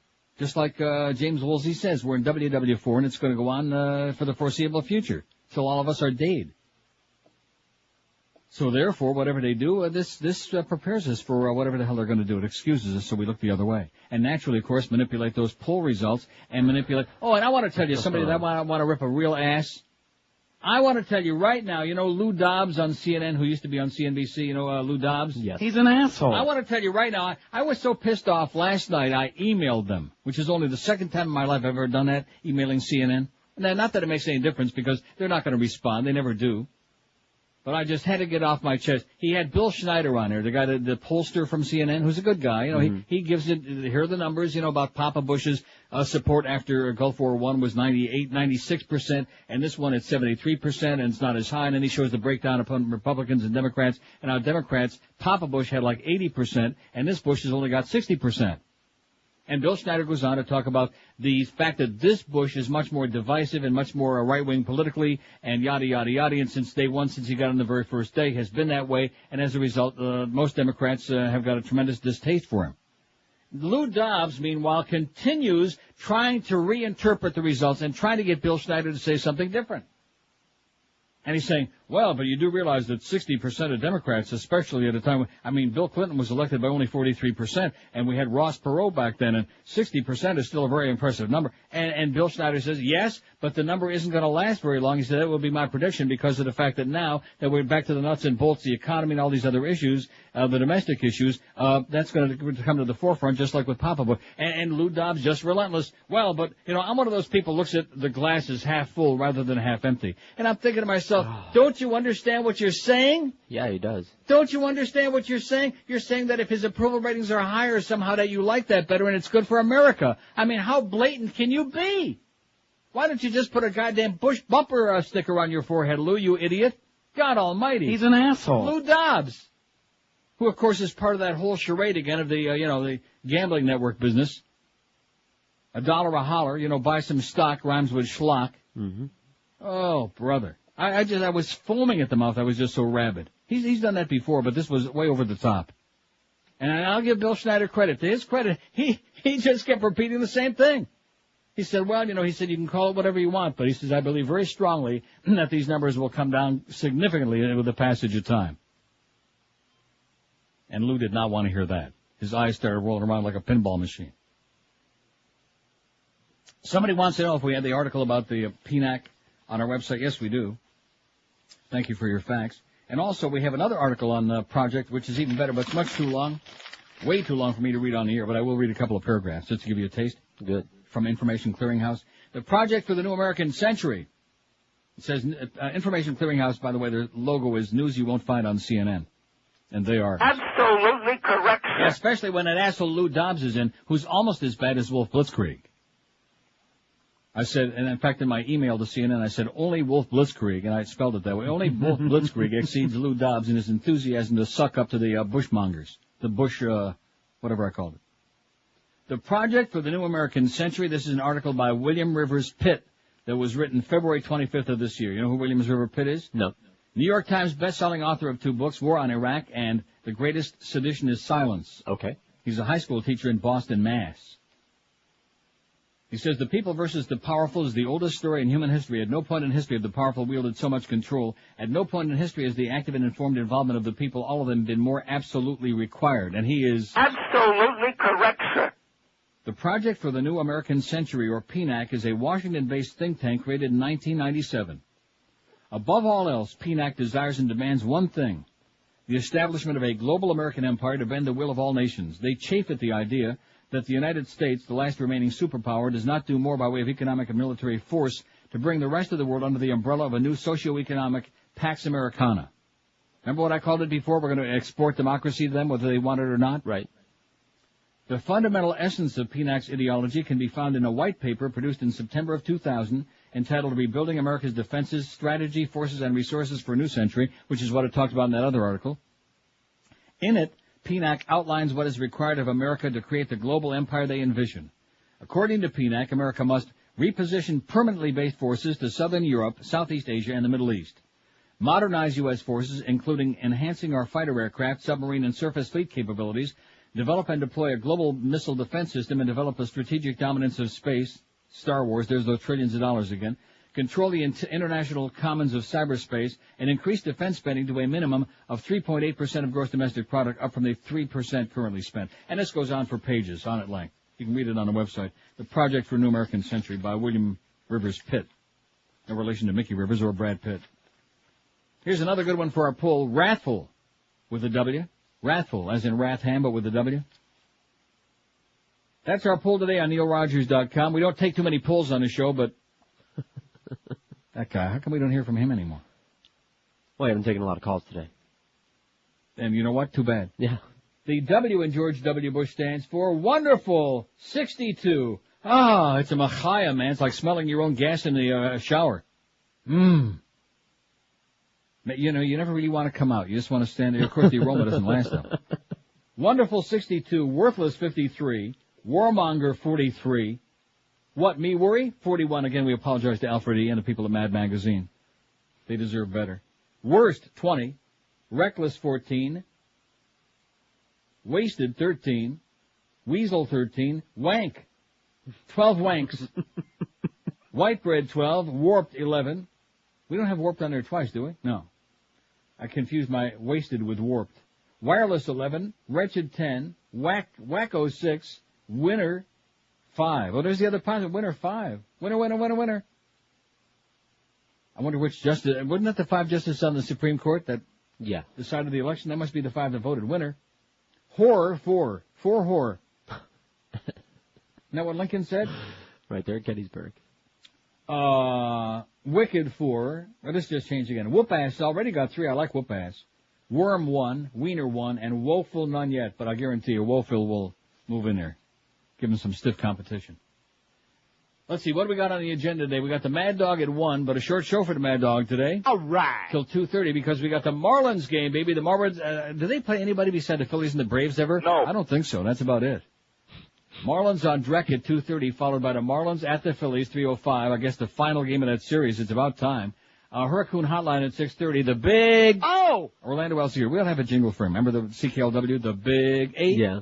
We ought to have one that goes the Big... No, not that. I'll write it down. That was just a Freudian slip, Orlando. Orlando Alzagari at 7:30 after Hurricane Hotline. Eddie K 10 to 2 with a gambling talk, GA, and Joe and Mark overnight. And then, of course, in the morning, it's our close personal paisans, baby. The squeaky one, Gildy, and his good close personal buddy, his mentor. Take off those checkered pants. The Momeister. Heard some of those calls on the Mo Show this morning. He's right. He don't get any crank calls, did he? Oh. In fact, we urge you to call Mo Howard David, okay? Because when I'm there, I never see any calls on his board. So whether they're good calls or crank calls or whatever they are, we urge you to call and communicate so he'll feel loved and wanted. WQAM. Hello? Hello? Yes, sir. Yes, who's this? Who are you calling? Neil Rogers? This is me. This is old Neil. Oh, sorry. Picking it up. Don't be sorry. I'm just doing screenless lately because we feel like it. It's more exciting. Oh, I'm sorry. I couldn't pick you up over the cell phone. Listen, the FCC controls TV too, don't they? Of course. Well, Not cable, only over-the-air TV. Well, how come they're letting them get away with bullshit on TV, but not on the radio? On where? Channel 10, NYPD Blue. They're doing that in NYPD Blue? Yes. Yes, sir. We're going to check on it. We're going to check on that right away. That is a pile of Schmidt. It is. Been doing it this the whole season. I mean, they started with an off-air character that said it. I thought I had heard it, but I said I had to be wrong. But then, and that's a network show. Yes. Yeah, that's an over-the-air show. That's not cable. I mean, FX has been doing it with The Shield and now with Lucky, but that's Channel 10. You're right. That's well, no cable. at the very least, I'm going to start saying Shiite anyway. Okay, Shiite. Okay, I just thought I'd let you know. Thanks for the good news. Thanks. See, there you go. Double standard, NYPD Blue on CBS. I see a tear from the CBS guy because this guy just outed them. They're saying bullshit on the air. See, in the news shows, although they don't do that very much in the U.S., they even bleep that out. Here on the CBC, Sedum is they could have led Saskatchewan. They couldn't have led. No, don't be talking about Saskatchewan. And on the BBC, forget about it. I mean, it's in there all the time. They just leave all the words in it. Oh, but only for just over a minute. Like I said, they don't say it for too long because then somebody might hear it. And well, it's double standard. It's all over the place. You know, I've said it for years. Nobody ever wanted to agree with me. They think I'm too radical. The idea of the FCC as the word police, it was never invented for that. The FCC was created by the federal government to regulate the technical aspect of broadcast stations. So everyone would have a chance. So everybody would have an opportunity for their signal to be heard. If they're licensed to wherever it is, nobody would jam their signal. Nobody would put too much power on the air. If you got a license for a 5,000 watt station, you wouldn't crank up 50,000 watts. Although it'd be nice, but that's what it was for. It had nothing to do with content. Right. The FCC has got no business, but in the 50s and then in the 60s, assholes like Jesse Helms and some other right-wing lunatics, they decided to stick the FCC on broadcasters so that we can have, and then of course it all blew up in 72 or 3 with that George Carlin WBAI thing. Yeah. With the 7 dirty words. And then the FCC decided they were going to be the word police, and don't you dare, whatever you do, don't you dare say any words that we decide arbitrarily are bad words like mother and all those other ones too, like you and those. That's another reason to watch Passions today and watch the Boozeborns, man. Worth the price of admission. 10:57 at 560 WQM, where we swear a lot, but hardly on the air. We're Sports Radio 560 QAM. You might mention my name to Vice Marshal Gurry. George, what Bush? I like that a lot. What? And also another list that we had, a long list. There were a couple of good ones on there. World beater and wrongdoer, since we can't make it evildoer since that don't start with a W. That's perfect. World beater and wrongdoer. And Whitey. And what? Can you get a what? No. I doubt it. 567-0560, pound 560 on the AT&T and Verizon Wireless line. Don't forget, go to our website, neilrogers.com. There's about how many bedtime stories on there today? About 30, man. WQAM. Hello? Yes, sir. Yeah, I'd like to speak to Neil. Speaking. Oh, Neil, how about the W standing for Wehrmacht? Oh, I like that a lot. Yeah, because he's a Nazi rat bastard. Right. Okay, that's it. Okay, Sieg Heil. W-E-R-M-A-C-H-T, Wehrmacht. I like it a lot. You will like it, whether you want to or not. We have this. You got it? Wehrmacht? Wehrmacht. Just in time for Pesach, baby. Oy. Wehrmacht, George Wehrmacht Bush. The Goose Steppers, you can hear them boots marching up and down all over town. It ain't Ileana Ross or Rosanna Dana. She's too busy with important stuff. Detect and report cases. And here in Beijing have found some deficiencies that mean that some cases are... Well, don't you think we ought to invade at least Hong Kong? Like, of course, we'd have to, all our troops would have to wear those heavy-duty protective outfits. No invasion. Cruise missiles, thank you. Yeah, get rid of that SARS outfit over there in Hong Kong. Lunatics. WQAM. Neil. Yes, sir. How you doing, sir? I'm doing excellent. Good. Good to hear that. Listen, how about the W? I don't know if anybody's called this in before. Weapons of mass destruction. Oh, I like it. Yeah. Also, I wanted to comment on the color-coded alert system. Yes, sir. It reminds me a little bit of something I learned in one of my classes over at FIU about Pavlov and the conditioned response. Absolutely. Every time you put the orange alert, you got to button your lip and shut up because, and like you say, goose step in line. But next year, hopefully, we'll get I don't know who the hell we're gonna get up in there, but somebody else, and no more than 4 is all I gotta say. Neil, have a good day. Thanks. No mo than 4, and we can even get Mo's name in on that bumper sticker. No mo than 4, or maybe no mo in 04. Okay. Huh? Because that would kill 2 birds with 1 stone, so to speak. No mo for foe. Weapons of mass destruction. George, weapons of mass destruction, Bush. It's a little bit long, but we'll have to find a way to do that, Eric, because how can you not have that? Right. Huh? That is perfect. I'm as pleased as punch about that one. George, weapons of mass destruction, Bush. Have we found any yet? No. Well, that's because they moved them all over there to Syria. Let's go get them. Come on, you bastards. Well, they did have some diseases and test tubes and whatnot. And then by the time we get to Syria, they'll have moved them all to Egypt. Look out, man. Yeah. Hot potato. Right. And then by the time we get to Egypt, then they'll have moved them all to Saudi Arabia. Now we're getting a little bit warmer. 567-0560, pound 560 on the AT&T line. WQAM. How you doing? Okay. You know, I don't know why you say that Mo doesn't have any calls. Shelley calls. Jamaican Paul calls. Yeah. Juan and Little Havana calls. Stuttering Steve. Stuttering Steve. Right. You ought to be ashamed of yourself. He's got plenty of calls. And I And guess Lou. they all must have gotten diaries the last book. And Lou. You know, that's 2 months ago. Last time you fell out of bed last month. You know, this morning it's amazing. Some guy calls him up at 10 after 7 and just, starts wailing into him about how he's always criticizing David Sampson. I heard it. That was amazing. That was amazing. And at the very end, he closes it off with the classic do-do-do-do. I was great. Neil, have a good one. And you too. And see, unfortunately, as opposed to chuckling a little bit, it's that always the indignant. Just like when I was down there that one day when he was putting on that phony act and pretending he was talking to me or whatever he was doing. Right. And I'm out there in the hallway with Geldy, and he comes out, and then I said, I forget what we were talking about. And I said, yeah, there's even food here for Geldy. And he gave me that look like, again, never lighten up, always pretend to take it super seriously, always act like you're offended, and just be a hard ass, man. Mo hard ass Howard, we got him. Like Jack Waltz. Exactly, that's right. Or at least Jack Waltz, just to show you he wasn't a hard-hearted guy. Right. I don't think Mo was getting any of that, I'm sure of that. God almighty. 567-0560, pound 560 on the AT&T and Verizon wireless line. I don't care how many Dago, Guinea, what greaseball goombas come out of the woodwork. What have I ever done to make you treat me so disrespectfully? You see, good point. Good segue there. WQAM. QAM. Yes, Neil, please. Speaking, sir. Neil, Yes, sir. how about Weasel? Didn't we already have Weasel? We have that. I did. We You got a have weasel. Weasel? We got a weasel, and it's hanging out on Mo's head right now. 17 votes, no less. It's got 17 votes. It's doing well. Thank you, sir. Good, thank you. Have a great day. Yeah, Weasel's doing well. It's resting right on top of Mo's dome, on the chrome dome. Wonderful, 66. Worthless, 61. Warmonger, 48.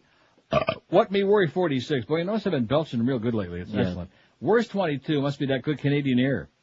Maybe it's that SARS. Worst, 22. Witless, 18. Weasel, 17, which he just said. Reckless, 16. And I realized, don't correct us on the spelling. We put a W in front of it. W. Wasted and wank, 14. 14 wanks. Remember that movie? No. Warped, 12. White bread, 12. Wretched, 10. Wacko, 8. Wicked, 7. Horror, 7. Now, you can't call the president a whore, can we? Yes. Oh, okay, like I said, horror, 7. Winner, 6. Whoop-ass, 5. Woeful and Wiener 2. Worm, 1. And Wrathful and Whitey. And what, and what, World Beater and Wrongdoer and Weapons of Mass Destruction just went on there. 402 votes. Not too shabby. This is a little hobby today to keep you off the streets, especially during Pesach. So what are you guys eating for Pesach today? Anything special? Unleavened bread. Jeff, bring any of that matzah pizza? I sure wish.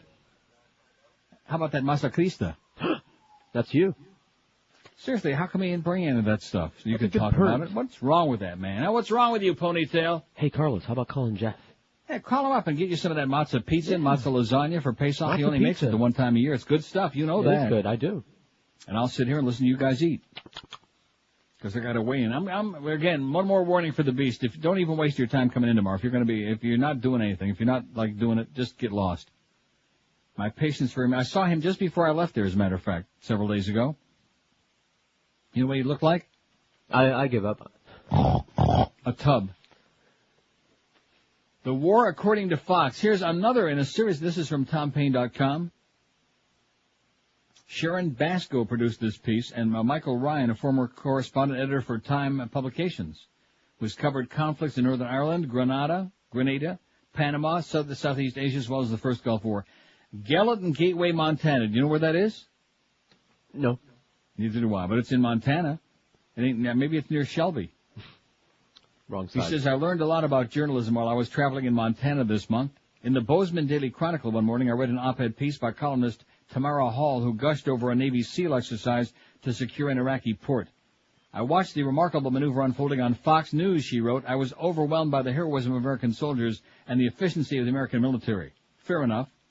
Then she complained that NBC did not cover this particular story. Instead, the reporter complained that President Bush wasn't watching the war on television, she wrote. His arrogance motivated me to push the remote button. CBS didn't cover the story, Hall went on. Instead, Dan Rather blathered, the overwhelming majority of American people have now swung around behind the American soldiers. Rather was well aware that support for military action had remained above 70% for months before the start of Operation Iraqi Freedom. His dishonesty motivated me to push the remote button. ABC and CNN fared equally poorly in her judgment. The mainstream press sees every opportunity to portray military victories in a negative way, she wrote. They speculate and manipulate and iraculate. This was only the most coherent and outspoken expression of a sentiment I heard and read through my travels. The pervasiveness of Fox News, and he's got news in quotes, as a definer of popular opinion has never been more apparent than during this war. According to a TV Guide poll, Fox News' Shepard Smith tidily beats other cable anchors, including CNN's Aaron Brown, in popularity. Young, glib, and good-looking, Smith seems to have become the voice of the Bush war for most of America, and Fox News' view of the world has been adopted by much of the nation. It comes as no surprise that there are conservatives in the big sky country of Montana, although the copper miners unionized here more than a century ago and people still remember Joe Hill. But the fact that in some places I stayed while driving through the state I couldn't find CNN, and in a few places couldn't even find all the broadcast networks was a surprise, yet Fox News was always there. Oh! In the opening day of this war, according to the LA Times, an average of 4.4 million Americans got their news from Fox, 3.7 million get information from CNN, just 1.9 million from MSNBC. In his book, Harvard and the Unabomber, the Montana author and former philosophy professor Alston Chase documents how a series of myths and misrepresentations about the troubled life of Ted Kaczynski worked their way from one reporter to another until after numerous news broadcasts and newspaper stories, fiction started to be accepted as fact. National networks quoted national papers quoting national magazines until the legend became more interesting than the news. In this war, Fox News has created the legend, woe-betide networks that try to report the news. Along the Idaho border, I fell into a conversation with two men who were expressing the kind of attitude the polls tell us most Americans feel. They were intelligent, successful local businessmen, mature people who didn't seem like warmongers, but when the subject of the war came up, they spoke with an unmovable conviction. We've got to get that guy, one of them said. He's a bad guy. We've got to wipe him out, said the other. These were not rednecks, but responsible people, community leaders, the sort of citizens who sponsor highway cleanups and fundraisers for the local hospital. They had no question about the correctness of the war. As we talked in a quite serviceable steak and burger place, I couldn't help but notice what was on the TV at the end of the room, Fox News. The same Fox News that was playing in the lobby of the hotel I stayed in Belgrade, Montana. The same Fox News that was playing in the lounge of the hotel I stayed in south of Bozeman. The Fox News philosophy had permeated not just the media, but the culture. My heart sank when a young woman, a member of a feminist art collective, commented, "I think we need to do this," when we spoke about the war. Fox News has become the engine that drives the legend. Heroism, unquestioning patriotism, valor, and daring do are the order of the day. Ask whether the war is justified, if progress is stalled, if civilians are dying, and you are, if Ms. Hall is to believe, arrogant and manipulative. In Middle America, George Bush may be running the war, but Fox News is writing the script, says Michael Ryan on Pompane.com. That's a good line. George Bush may be running the war, but Fox News is writing the script. 11:13 at 560 WQAM. Have you ever thought about getting you a wireless phone like most smart people do? Well, sure you have, because you know how valuable it is to keep in touch with your business associates during the day, as well as being connected with your family at all times. Don't postpone it another minute. Get it done today. Just call Wireless City, a T-Mobile authorized dealer. Call them now toll-free at 1-888-221-8080. And Wireless City will deliver today to your home or business a brand new wireless phone ready for you to be using. Wireless City, a T-Mobile authorized dealer, can offer you service plans perfect for you, like their new $39.99 plan with 600 whenever minutes and unlimited weekends. Call Wireless City now, 1-888-221-8080. Call today and get you the new small-size Nokia 3390 with vibrating call alert and hands-free. Just call 1-888-221-8080. Service agreement required. See printed materials or authorized representative at Wireless City for limited and complete details. Wireless City is your T-Mobile authorized dealer. Call them today, 1-888-221-8080. Yeah. Say it again. You know I'm stalling because I was on the wrong thing. 1-888-221-8080. Live and local. This is Sports Radio 560 QAM. Come and listen to my story about a man named Ted, a Harvard graduate, hearing voices in his head. And then one day he was feeling kind of weird. He moved to Montana and grew himself a beard. Crazy, that is. Psychopath.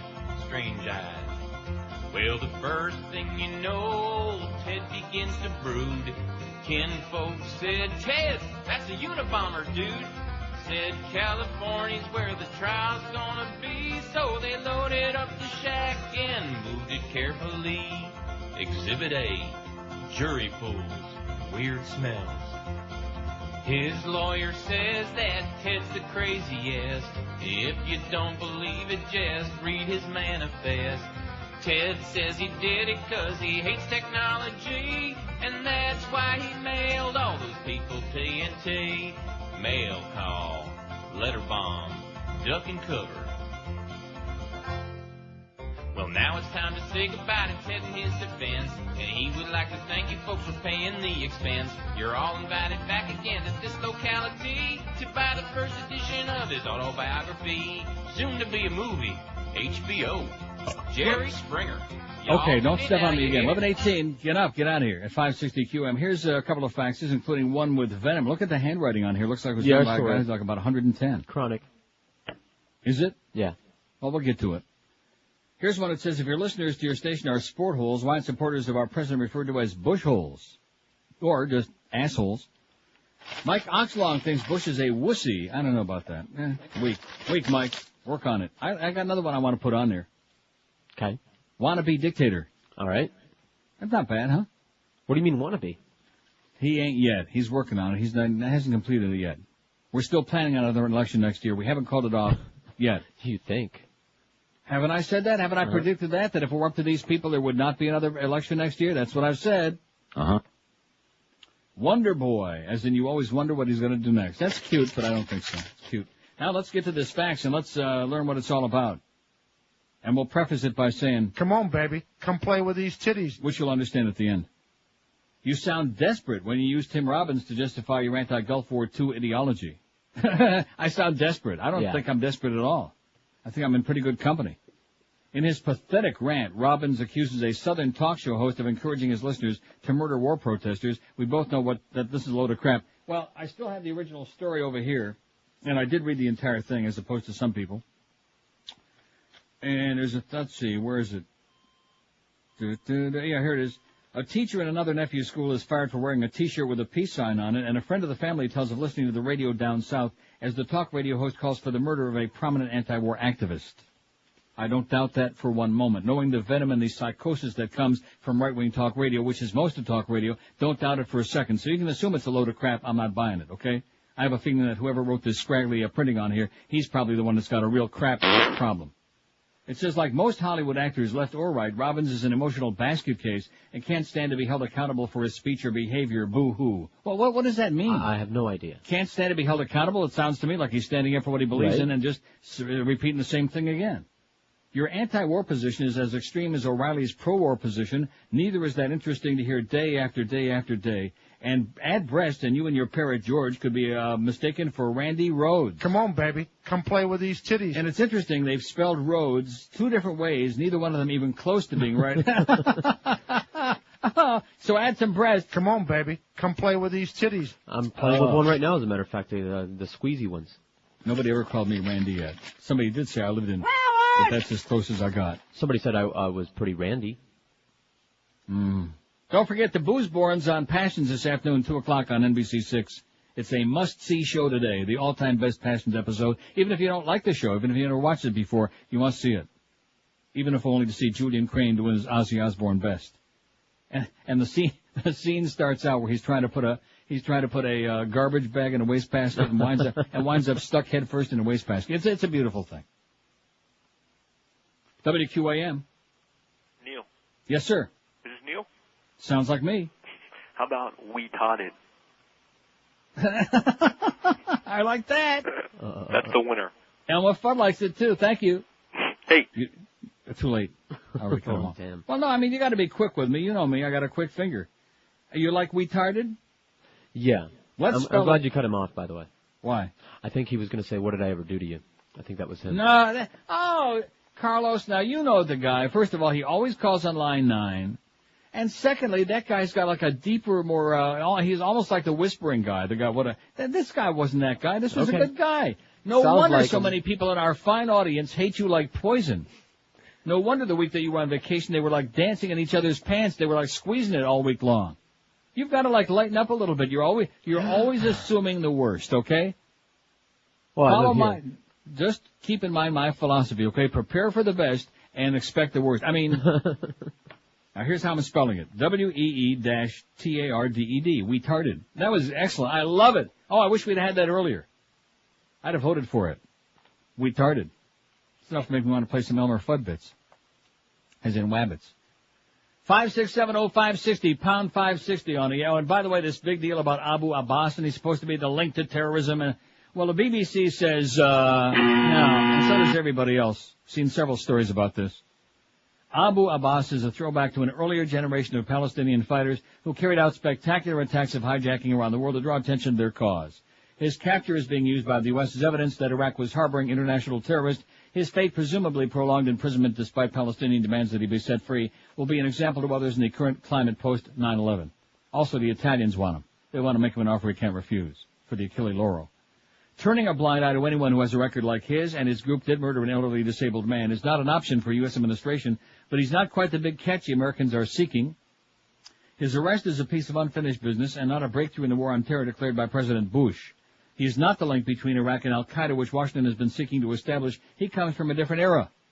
Abu Abbas ended up in Baghdad because there was nowhere else for this aging militant or terrorist leader to go.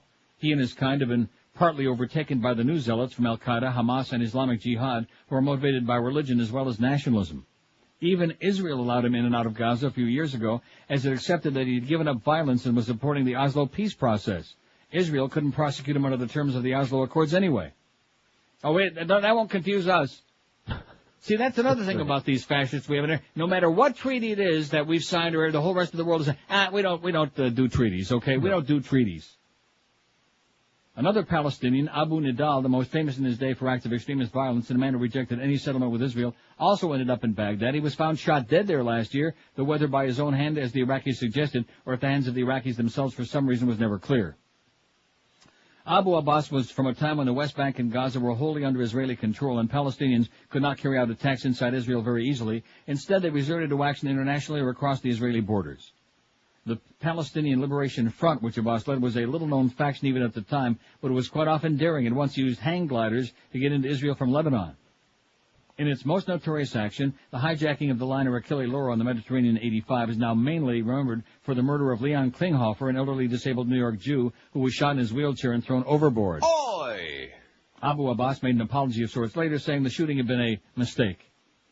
Maybe President Bush can make an apology to little Ali. You think? I'll hold my breath. Anyway, the murder did great damage to the Palestinian cause internationally. It was one of the events which eventually drove the Palestinians to change their tactics and open talks with Israel about a two-state solution. What will become of him is not immediately clear. He'll presumably be sent for justice to Italy. I just can't restrain myself, okay?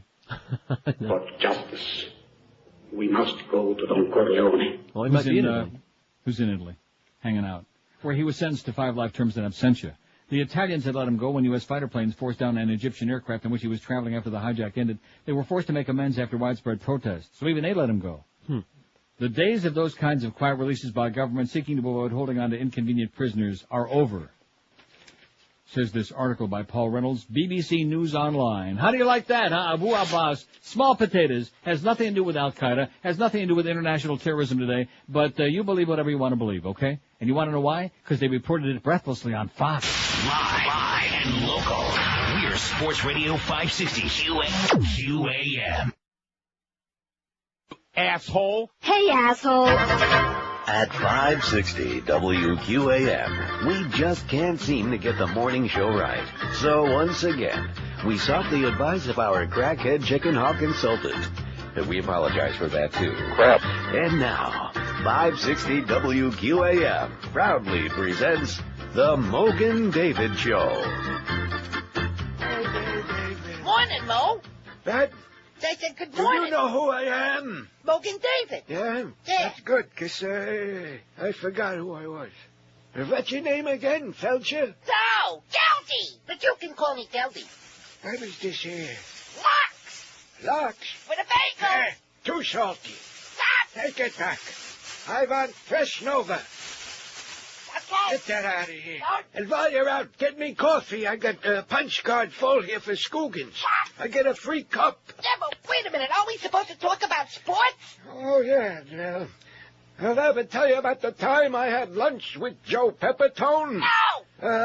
How about that Hurricane shuffleboard team? They don't got that no more. Since when? Since they got rid of the rocket porches on Collins Avenue. Well, it's a good thing I bought the new Mahjong rules. Woohoo! You want to see the card? Yeah, crackin' van, crackin' Right van. already. I got your crack right here. Bam! What was that? That, I flipped my wig. Phew, it smells bad in here like toe cheese. Yeah. So what do you say we do a nice remote from the festival flea market? Sounds good to me. Yeah, they got a lot of nice benches there. Okay, let's go. Okay. Hey, let's get out of here. I can use another vacation. Oi! Happy Pesach, Geldy and Mo. It's 11:30 at 560. And also to Lynn. Lynn, even though she's in Vegas, still can't get off the email thing. You know, she's just so obsessed with the show. She says she likes to call W President Death. Also says having a great time leaving this afternoon. Didn't win any money, but ate like a pig. That's the way to do it, sweetheart. When in doubt, work it off. This is a grotesque story about the umpire. I'm sure you saw this, being a big sports fan that you are. Sure. They had it on TV. This is sick. Yeah. Again in Chicago, no less, a fan came out of the stands during Tuesday night's game between the Royals and the White Sox and attacked first base umpire Laz Diaz. Security and players came to Diaz's aid, and the fan was quickly taken away. Immediately after Carlos Lee flied out to right to end the eighth inning, the fan ran out of the field and tried to tackle Diaz, wrapping his arms around the umpire's legs. Kind of like Precious was doing to Luis on Passions. It was the first appearance by the Royals in Chicago since Coach Tom Gambeau was pummeled by a father and son who came out of the stands last September. Now, certainly you remember that story. I do. I remember this one. Those two Yahoo rednecks, Daddy and his young clone. 3 times earlier Tuesday night, the game was delayed when fans ran onto the field before being tackled by security guards. U.S. Cellular Field, formerly called Comiskey Park, will host the All-Star Game July 15th. That sounds promising. Before the game, Gamboa tried to downplay his return to the field where he was attacked 7 months ago. I haven't really given it a thought, he says. Lightning doesn't strike twice. Right. Yeah. That's what Lou Christie said, too. Wow. Well, there you go. Just totally out of control. Of all the umpires that guy could have picked to attack, there's so many fat, overweight umpires that are out of shape. That guy's a Marine Corps reservist. Who was the umpire who died of a heart attack? Was it John McSherry? That sounds familiar. Remember that a couple of years ago? Yeah, right over right there. Collapsed at home plate before the game. I mean, he was a good umpire, too, but he weighed about 800 pounds. And then who's the big, fat, black umpire? Is he still working? I think they put him on some kind of system to make him lose weight before he could... Putrid system? What the hell was his name? The big, fat, black umpire who weighed about 4. And then he lost a bunch of weight, and then I think he gained it back. I think he was like a darker complexion, a darker version of the Beast. What the hell was his name? See, this is bad when you can't remember that, although I do remember Francis O'Hare and Millie R. Mildred R. was Kermit Beetle. Remember Kermit Beetle? No. I do. He was the 8th Beetle. You better get with it, mister. You don't know your harness drivers for crap. You better start studying on this stuff. You probably think Rosemary Homemeister is a Homemeister. I'll get a book. Yeah, get a book. Dick Feinberg will loan it to you.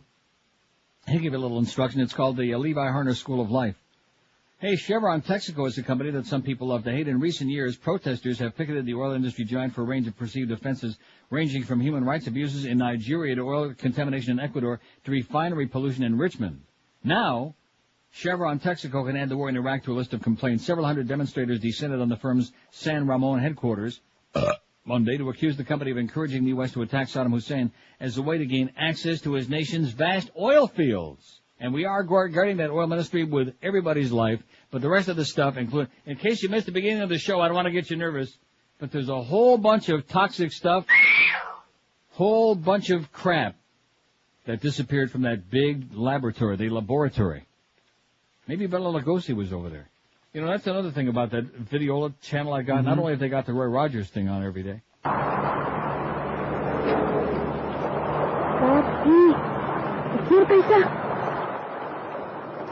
Kid finds a wallet loaded with hundreds. Look at that.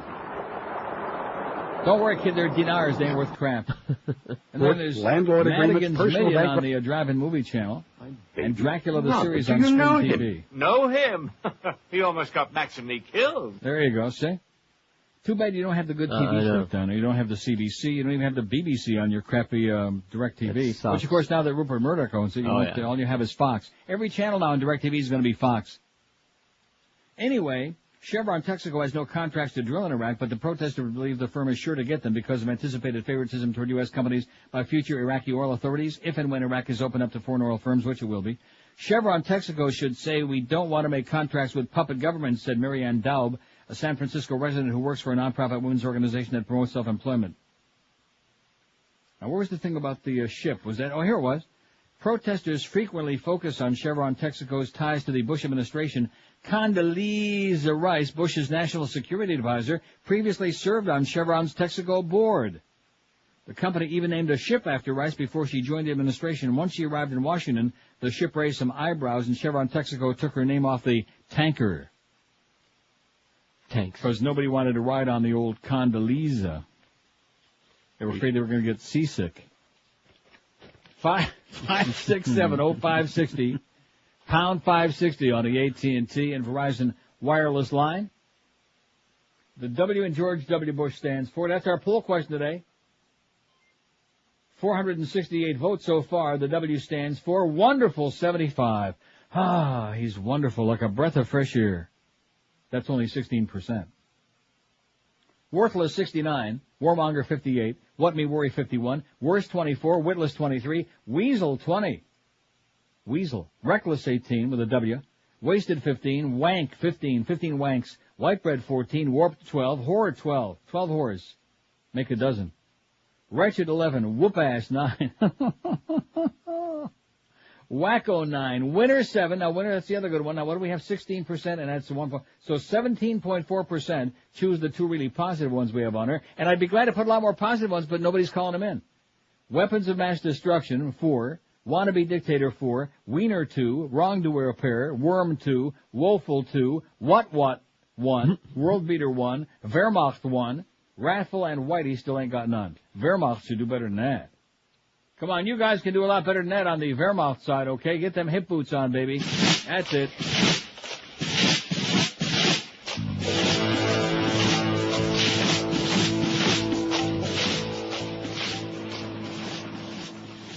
Yeah. You understand the Gestapo keeps track of everyone. That's been in there too long. 23 till noon, we got the Mad Dog, a brief appearance, a cameo by the Mad Dog today, 1 to 2:30, because we got Marlins baseball. Marlins and the Philadelphia Phillies. I want to tip my hat to the Tampa Bay Lightning. Oh! Nice going, boys. In Washington last night, they win 2 in a row in Washington after blowing the first 2 at home. They hadn't won in Washington since before Frank Mahovlich was a baby. I think it's good that we got at least a real hockey team in the state of Florida, you know what? Yeah. It sure is not the Panthers. I just mentioned that in passing. That series is tied at 2 apiece. I think the Lightning have the momentum now. They got the mo, and they're going to go on and win it. That's what I'm saying. The big shocker, of course, well, there's a lot of shockers, but St. Louis up on Vancouver, 3-1. Vancouver just went in doubt. They crapped right out, man. They just rolled over. But the big shocker, Detroit, they're done. Bye-bye, Red Wings. Bye-bye. See ya. Brian Murray and the Anaheim Mighty Ducks sweep the Red Wings. Man, that was incredible. 4 in a row against Detroit. You know how much money you could have made on that? About 30, man. Yeah, about 30 grand. More than you make in about 2 years. More than Carlos makes in a lifetime. But Carlos is doing a great job, and I have a feeling that when I come back to town, that Eric's going to have a big fat check there to reward Carlos for the great job he's doing on really maintaining our great website. Live and local. This is Sports Radio 560. QAM. Hi, Papa Juan Pablo. I'm too sexy for my love. Too sexy for my love. Love's going to weave me.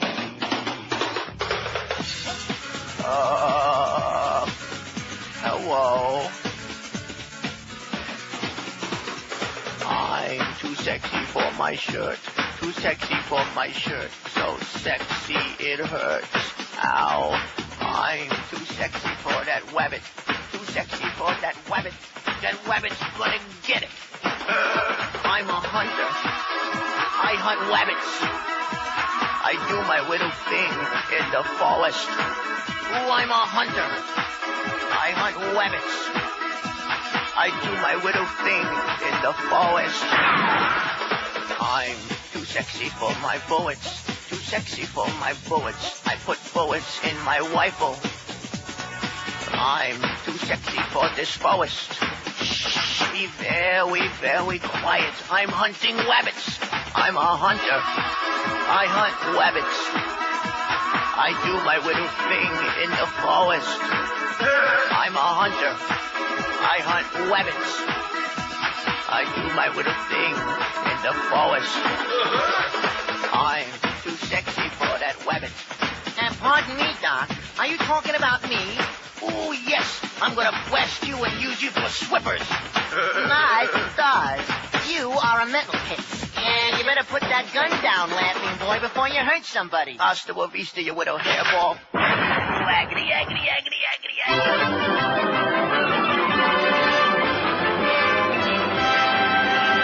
So the reason I played I Pablo on Pablo there before that was because you see who died? No. John Paul Getty.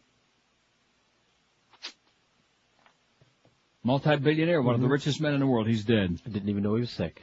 Think that money's going to do him any good anymore? No. Probably not. Probably not. Now free to protest, Iraqis complain about Americans, writes Ian Fisher in the New York Times. Well, we'll get to that. We don't want to do too many bedtime stories because it'll make the show a little bit too informative.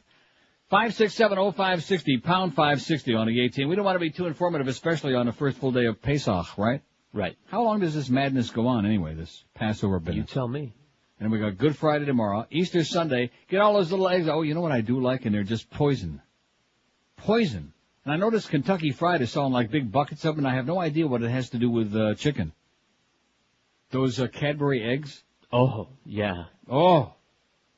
I could eat those, and of course I don't want to say who in my house keeps going out and buying them and leaving them around for me to eat like pounds of them because they're going to kill me, but I can't stop eating those. You know how many I can eat before I even start stopping and slow down? Yeah.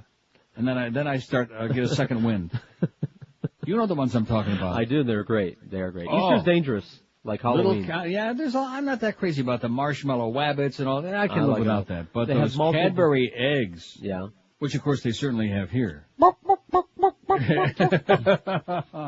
Oh, not for me. I can't be doing that anytime soon, I'll tell you that. Yeah, thanks so much, Miss Andrews. How's Brian Andrews doing? He's fine. So the great news is Rick Sanchez coming back to town with a tail between his legs. Rectum. Yeah.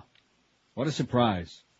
Now, why, you would think that before MSNBC would have hired him, of course they were desperate anyway, they got like nobody watching. But wouldn't you think that they would have watched some of his work from Channel 7 and realized that he was a supercilious, hyperventilating clown? I thought that's what they wanted. Who squats over the mat? Well, it didn't work out too well. Now they're moving in the other direction. Now they got that good right-winger Joe Scarborough on there at night. Oh, have you ever seen him? No. Don't. And whatever happened to Jerry Nachman? That big, huge guy that was like sweating up a storm, weighed 600 pounds. Jerry Nachman with a bald head. I give up. That was on the head. I don't get that. No wonder nobody watches that thing, huh? Although I did play some of the audio this morning. You thought it was the CBC. She was asking some pretty ballsy questions there. They're going to get her ass, whoever that broad is. She's on there a lot. She's good.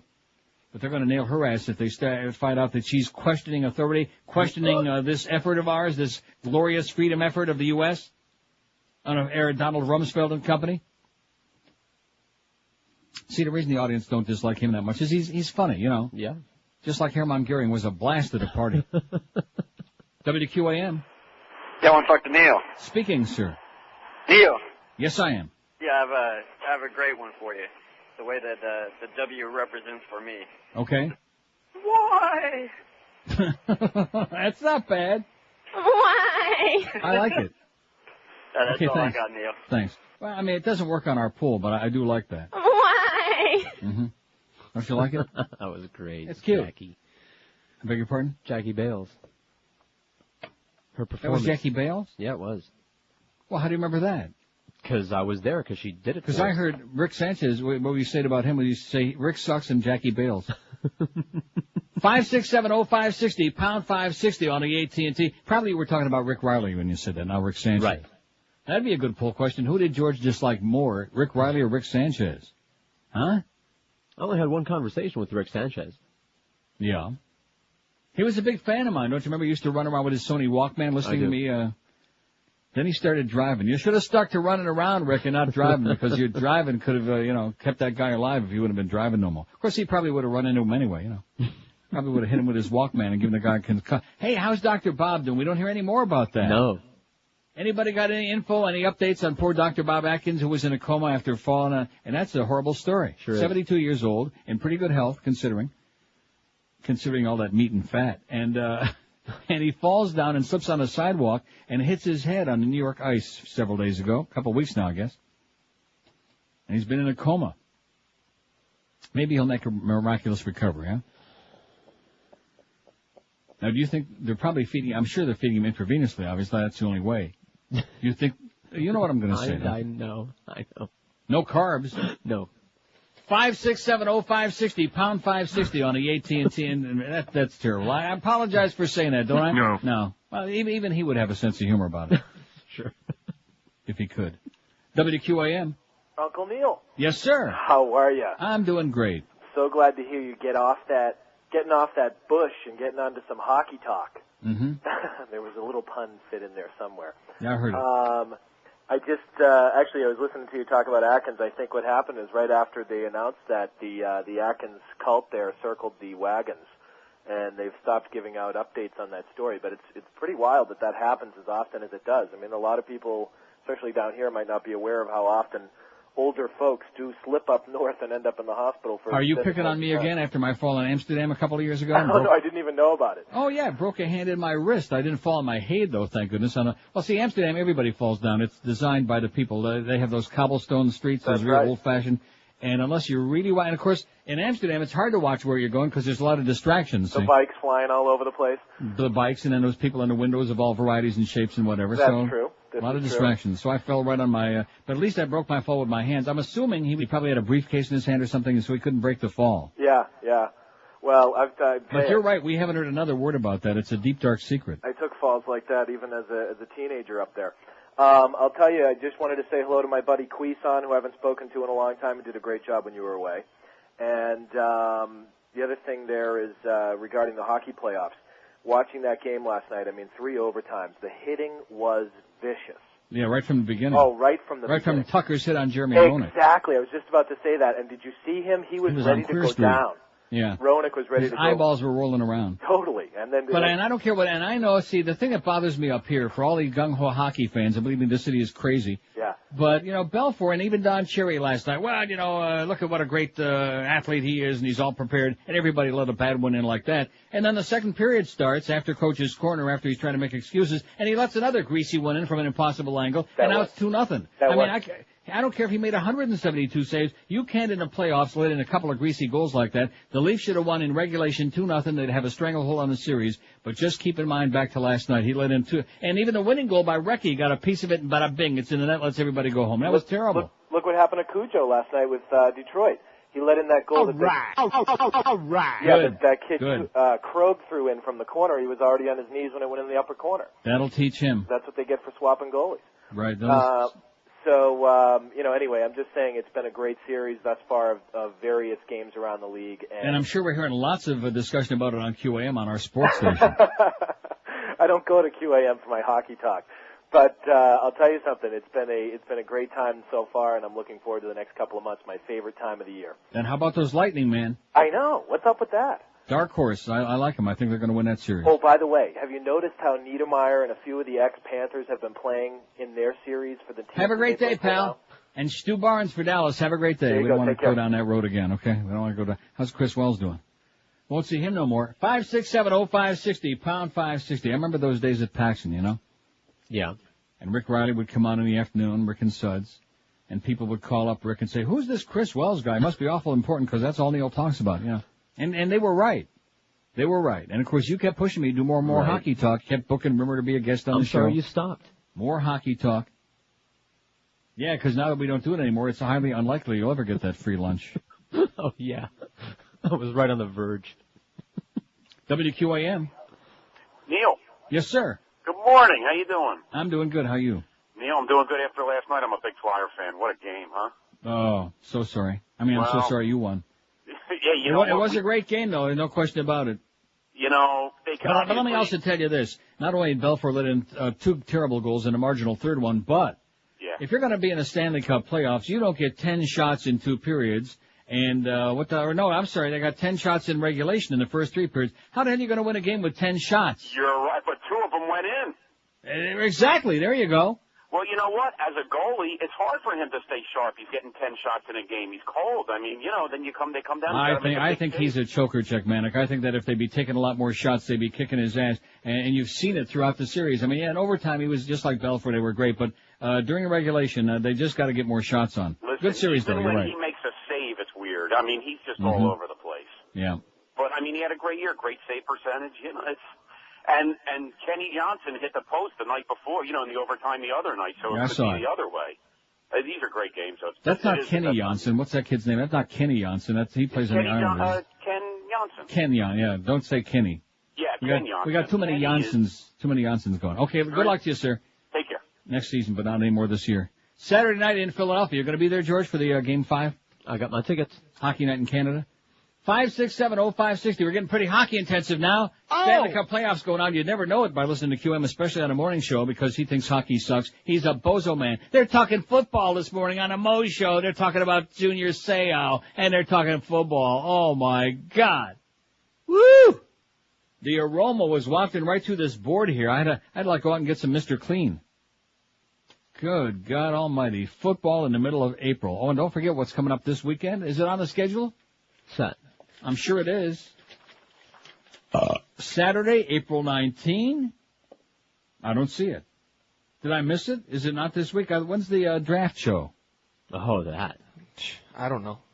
Well, what do you mean you don't know? Man, I don't start paying attention to football. When is the big NFL draft show that Mo is supposed to always full of crap because he's a pussy, and Geldy and Mad Dog going to be there? I thought it was this weekend. I don't know. I don't see it next I thought you were right. Either. Now that you mentioned that part, yeah. I was almost positive they were talking about this Saturday being the draft show. I don't see nothing on my schedule. Don't tell me Clarence could have made another mistake. Oh, God, Clarence. Next Saturday. Oh, next Saturday? Well, that should be on my schedule for next week. There it is. Saturday, April 26th. So we got a whole week reprieve so we don't have to hear all that football talk. God, in the middle of April. What's the temperature there today? About 30 Celsius? About. Yeah.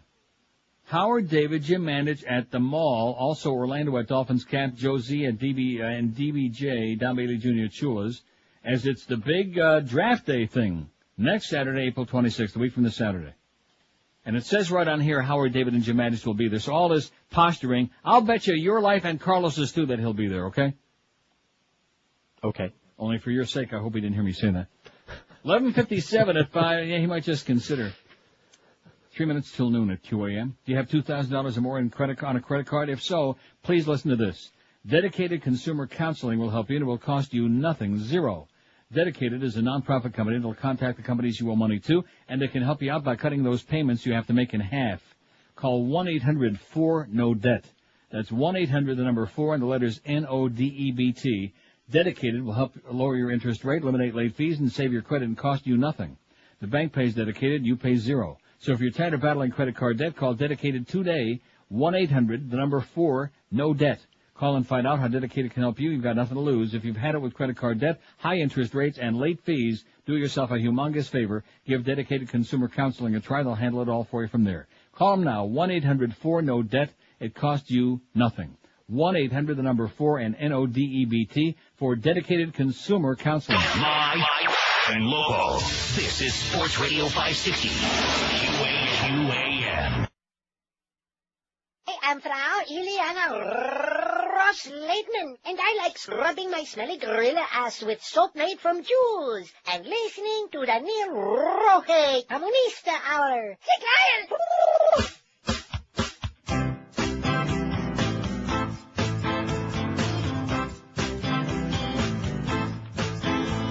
I'm singing this song and I'm feeling kind of sad. I got my smile from Mom, but my chest came from my dad. I've got a body like a driving range mat. When it's cold outside, use my nips to hang your hat. I can blow in your ear, give you a lap dance, but you won't notice me till I get some implants. I need a guy who ain't got issues, like feeling up a chest and finding tissues.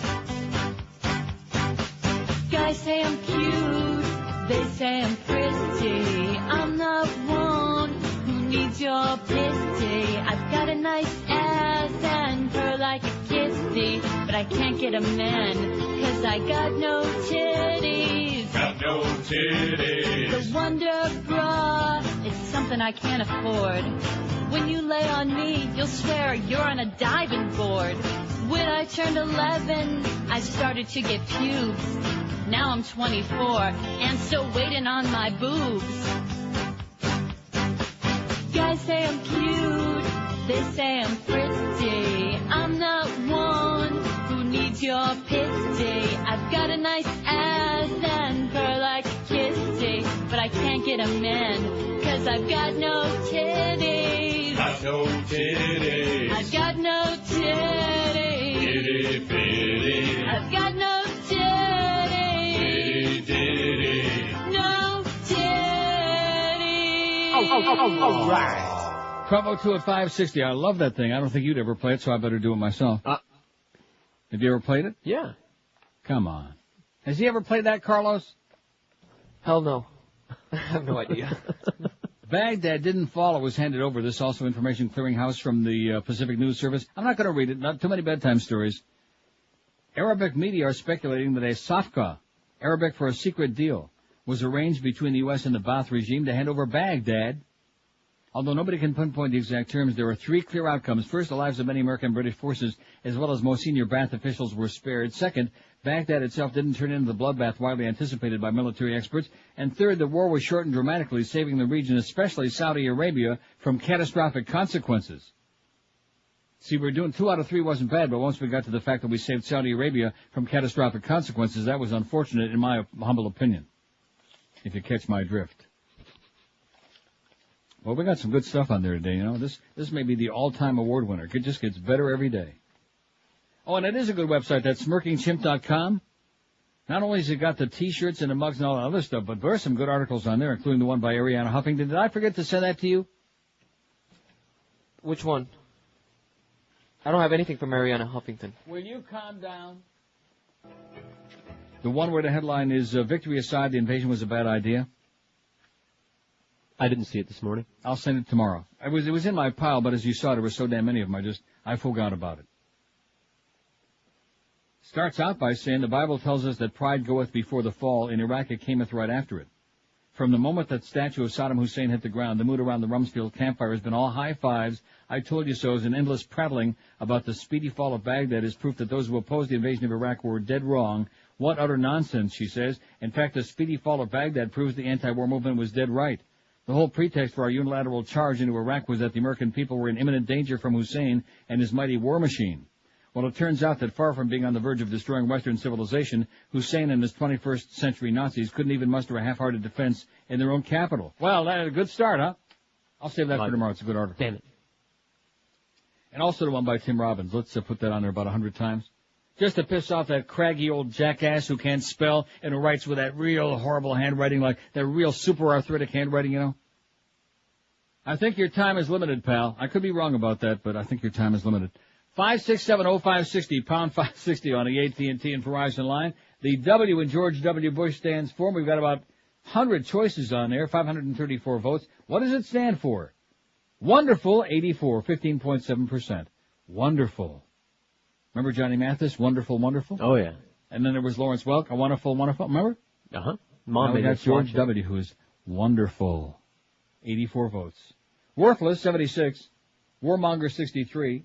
What Me Worry, 57.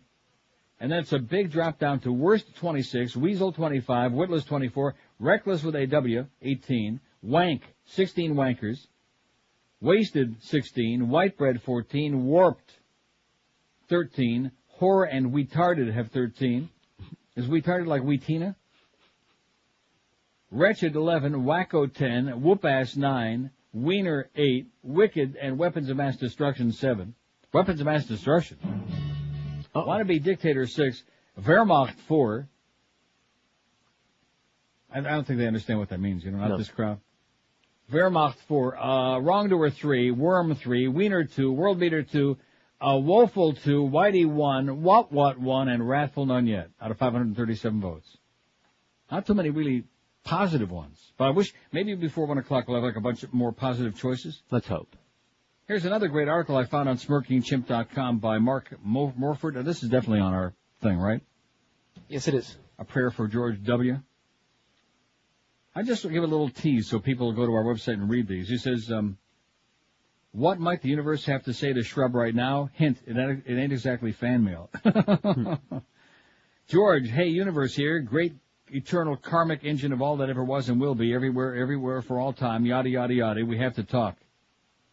Weirdest thing, I've been fighting this nasty rash, you see, this itchy, painful, scabby thing, very unusual, uncomfortable, annoying as hell, as you might imagine. Not sleeping well, tea tastes funny, divine, timeless, luminous glow is flickering like a bad bulb. Haven't seen anything like this since, the Crusades or the Salem Witch Trials or NAMM. So weird.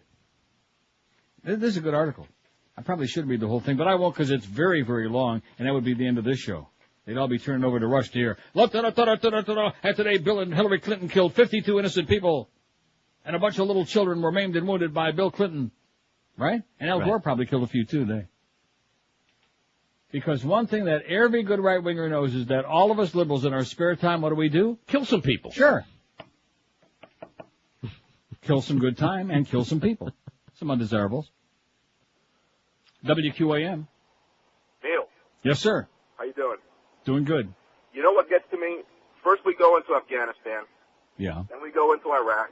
Mm-hmm. 2 days ago, this jerk-off admiral for the Navy, Jeffrey Gilbert, comes out and he says, "Oh, I'm not responsible for Uncle Chicken Wax."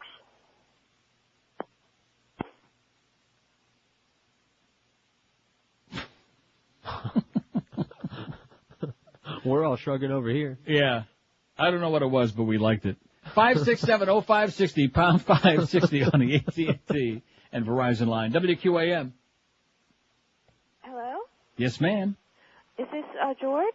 No, this is Neil. Would you like to talk to George? Oh, Neil, hi. Yeah, this is the Cockamoon lady's great niece. I just wanted to say happy Passover. And back to you. And I wanted to talk to George. I wanted to ask him something. Go ahead. He's listening. I'm right here. Oh, George? Hey. Hi. My name is Judy, and I'm the niece of the great niece. Yeah, we're all here together. I heard. Oh, okay. Cockaloon. The Cockaloon lady, right? Okay. Actually, another one of her great nieces is getting married in Barbados, and I was wondering if you guys had any tapes or anything of her voice that I could take with me down there. When are you going? Well, it's May 10th. Oh, well, I'm sure between now and then George could put together a little cassette, couldn't you, George? Of course I could. Those Don't drops take that we any had. bullshit from him. See, there she was. Enough of tapioca. Happy Purim. Thanks for calling. When Neil puts you on hold, you can give your particulars to Carlos. Oh, and listen, here was something else she did. To your mother also. Oh, yes, I remember that, yes. Okay. Have a decent peso. Thanks. Okay, hang on, and George will do it for you. Okay, great. And take care. Have a good holiday. You too, Neil. I didn't realize we had that. Have a decent peso. Yeah. Oh, we sure miss her. She was great. Yes, she was. 567-0560, pound 560 on the AT&T and Verizon Wireless line on a great Thursday, man. Tomorrow's Good Friday. What are we going to do tomorrow? Should we do like a frivolous show, something a little lighthearted for the holidays? We don't want to, like the guy said, even the hockey talk in his case was a good reprieve. Don't want too much of this George W. Bush stuff, too much of this war talk, too much of this liberal whatever. Well, that would be wonderful, and it would go with the matzo pizza that we're getting tomorrow. Oh, are you really? Yes, we are. Well, let me know how it is. WQAM. George? Yes, sir. Oh, I just heard on Channel 7 that Dr. Atkins died. No, come on. Dr. Atkins died. I just heard on Channel 7. This is Reverend Jones. Hello? Channel 7 said Dr. Atkins. Is this Reverend Jones? I'm on it now, and they have some other story going on right now. Now, how are we going to find out about this? That was Reverend Jones. That was some goofball. Wasn't it? It could have been. Could very well have been, but I'm checking. In addition to which, if Channel 7 said anything, would you believe it? No. So we'll wait till we get it from a responsible news source and not Reverend Jones. Like Fox News. There you go. Like Fox News, then we'll know. Although Fox News locally is Channel 7, isn't it? Yeah. Huh? Yes. No, it's not. Is it? Yeah, it is. I thought they carried CNN headlines or something in between the regular news. Who the hell knows? I don't know and I don't care, okay? All I know is that we don't have Fox News up here and, to hell with them. And that includes you too, Mr. All Spin All Day. Whatever happened to John Gibson? Don't see that clown anymore. He's probably waiting for OJ to kill some more people. WQAM. Neil, how you doing? Pretty good, sir. Neil, you said something yesterday and I had to call up and make sure that's not what you meant. You said that I meant every word I said. Whatever I said, I meant it, and I forgot, though. You don't mean to suggest that this country or any country should be held hostage to prior foreign policy decisions that it made, correct or incorrect? What does that mean? Well, you know what it means. You basically you said that I said something, and you don't think I meant it. Now, what did I say? You said it was incorrect for us to go to war with Iraq because of our prior affiliations with Iraq. That isn't what I said at all. I never said that. You said. I said that we propped him up there in the first place. That isn't why we were the ones that kept him in power. We should be held hostage to prior incorrect foreign policy. Oh, sir, please spare me the pain. That is so stupid. That is so idiotic. That is so idiotic. How many times have you seen the photos of Rumsfeld over there shaking hands with him and read about the stories about Halliburton doing business with him just in the last 5 years? Stop the baloney, okay, sir? That wasn't the point you were making, and he knows it. Nah, of course not. But again, twisting and manipulating the words, and because we had and in addition to which, of course, with this administration, you do have a point, because any previous treaties, any previous foreign policy, everything goes down out the window. UN, small potatoes. Let them come in here and help feed some people. Do a little bit of cleanup work, but not too much because we don't want them in the way of what we have in mind. Who are you kidding, man? So what's the story with Dr. Atkins? Carlos found out that he's still... No, that I haven't found anything. No There's news. nothing about that anywhere. Yeah, this guy, that was Reverend Jones. That was a crank. That was some jackass. That was definitely Reverend Jones. And by the way, Reverend Jones, if you're listening... You're gay. Pressure to find, in regard to this last caller, pressure to find weapons mounts. This is in the Boston Globe, another one of those liberal commie pinko rags. A month after the outbreak of war, arms control specialists and former UN weapons inspectors are increasingly critical of the Bush administration for its failure. Sorry to interrupt. Yeah. Especially Clinton received all the best attention he could possibly have had. Told you he died. We have Dr. Yeah. What is that on? On Fox News. Ah, you put Fox News on the air? I was flipping, and there it was on the story. No, he put Fox News on the air in the show. So, Carlos, you'll be sitting in that other chair tomorrow. Live and local. This is 560. The radio's all yours now. over here. Cindy, I told you not to bother me. Eisner! Mr. Mouse! Who are you snapping at, Eisner? Oh, no, nothing, sir. How are you? I'm not good. Oh no. What's wrong now, sir? Oh, one of my balls turned black. Sure, your balls? My basketball in my garage. It froze. It turned black. Oh, that's terrible, sir. I'm a big basketballer. Horrible. Make the call, Eisner. What call, sir? Jennifer Garner. I read in the paper she's getting a divorce. Well, she's separated. There's some chemistry there, Eisner. She wants me. I think she was just afraid to make the move on the big guy. But, sir, with all due respect, you're a mouse. Hey! Don't tell me. I know I'm a mouse. I'm hot, though. She wants me. I can tell. You're my pimp, Eisner. Okay, sir. I'll make the call. Oh, hang on a minute. Remus! I am so sick of that song, Remus. Do not sing that song anymore. Zippity-doo-dah-zippity-yay. It's a happy song, boss. It doesn't make me happy, Remus. It makes me want to strangle you. Eisner? Yes, sir. I do want to tell you one good thing you're doing. Okay. Hats off to you for American Idol. You're finally putting us on the map with that thing. Way to go, Eisner! Well, sir, that's actually the Fox network. Don't correct me, Eisner. Remus? What are you doing, Remus? Can't hear you, boss. I'm playing my cymbals. Don't play the cymbals while I'm on the phone, Remus. Practicing for the Disneyland band, boss. The Disneyland band is terrible. That's right. They need me, boss. Don't play the cymbal again, Remus. Eisner? Yes, sir. What are we running? Well, sir, we've got The Bachelor. Oh, that's right. That stupid Firestein kid with that poop-eating grin. No, sir. It's a Firestone. Eisner? Yes, sir? Don't you correct me. What's his name? What's his name? Firestein. No, you idiot. It's Firestone. You don't even know the name of The Bachelor? I'm sorry. Heaven's sakes. And what's this information I have to read about Peter Jennings? Well, what about Peter, sir? He's doing a fine job. That was a good one, boss. Remus, I swear to God, I will take your head between my white glove hands and smoosh it. Boss, sorry, boss. I'm under a little stress, boss. What's the matter? The Nicoderm patch. See that? The Nicoderm patch? Stop smoking, boss. You don't smoke, Remus. That's right, boss. Get out of here, you moron. Eisner? Yes, sir. Well, Mr. Jennings is doing a fine job. Peter Jennings is terrible. He's French. Well, actually, sir, he's Canadian. Eisner? Yes. What did I tell you about correcting me? What is Peter Jennings? Say it. He's French?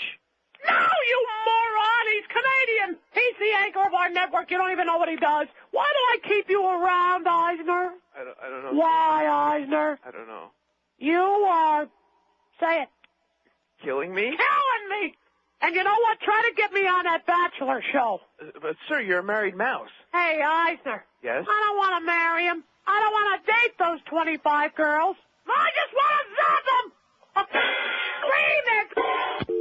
20 past noon. Now, see, I don't waste my time with Fox News because if they report it, I wouldn't believe it anyway. I went to the Boston Globe website. They have it? Boston.com, which is always like up to date. Dr. Atkins, proponent of low-carb diet plan, dies at 72. He died? Now, I've always talked about my psychic powers on this show. Where did that come from out of the blue? That I started talking about Dr. Bob. Where did that come from? I don't know. Rectum. No, seriously, I pulled it out of my ass. Where did that come from? Just in the midst of a caller, and I don't know how we got onto that. I said, did we ever hear any more about that? And another guy was talking about how they've gathered around to protect. Well, here's the story. Dr. Robert C. Atkins, he was, you didn't like him, but he was nice to me. You didn't like him because he didn't pay any attention to you. What are you talking about? I had no opinion on him. It's what those people said at that bookstore. You didn't like Dr. Bob at that appearance we did when we sold about 8 million books? He paid as much attention to me as I paid to him. None. Right. Well, that's because you're not fat. Right. So what do you need the Atkins diet for? You're busy eating matzo pizza tomorrow. You're sitting there shoveling food in your puss talking about dieting. You're like the frickin' beast. You're like a smaller, slimmer version of the beast. I'm not talking about dieting. Oh, my God. I'm walking over there. Hold on. Yeah, get in that chair, okay? See, one thing about George, he's not fat now. He's never been fat. Oh, he's a little guy, kind of funny looking. Yeah, that's him. And he's talking about diet doctors. Anyway, quit picking on my good friend Dr. Bob. What I was trying to say is, Dr. Robert Atkins, whose best-selling low-carb, high-protein diet was dismissed as nutritional folly for years, but was recently validated in some research, died today, a spokesman said. He was 72. See, it just struck me. How do you like that out of nowhere? Man, this is... And you know who I'm starting to get visions about now? Well, you want to know. Don't say it. No, I just had a vision about...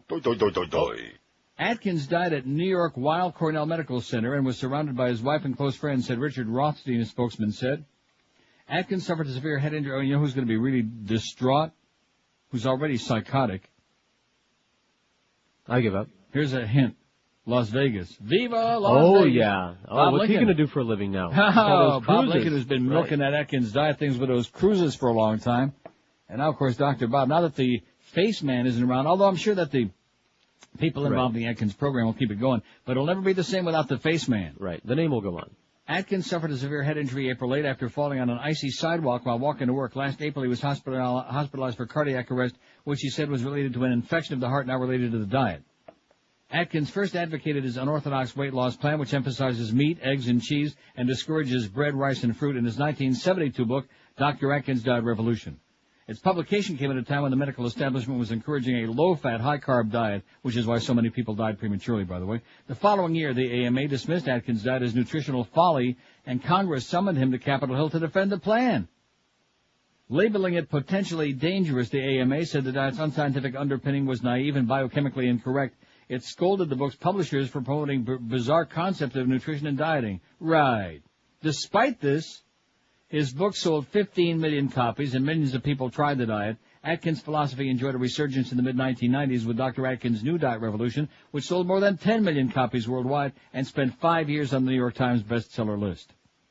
But criticism of the diet lingered, with many arguing it could affect kidney function, raise cholesterol levels, and deprive the dieter of important nutrients. Atkins said no study showed that people with normal kidney function develop problems because of a high-protein diet and never gave in to his detractors. Defending his plan at the American Dietetic Association's convention in 2000, Atkins quipped, "I'm very happy to be here, not as happy as Daniel in the lion's den." This year, his approach was vindicated in part by the very medical community that scorned him. In February, some half-dozen studies showed that people on the Atkins diet lost weight without compromising their health. The study showed that Atkins dieters' cardiovascular risk factors and overall cholesterol profiles changed for the better. Let me read that again. The study showed that Atkins dieters' cardiovascular risk factors and overall cholesterol profiles changed for the better. Still, many of the researchers were reluctant to recommend the Atkins diet, saying a large new study now underway could settle lingering questions of its long-term effects.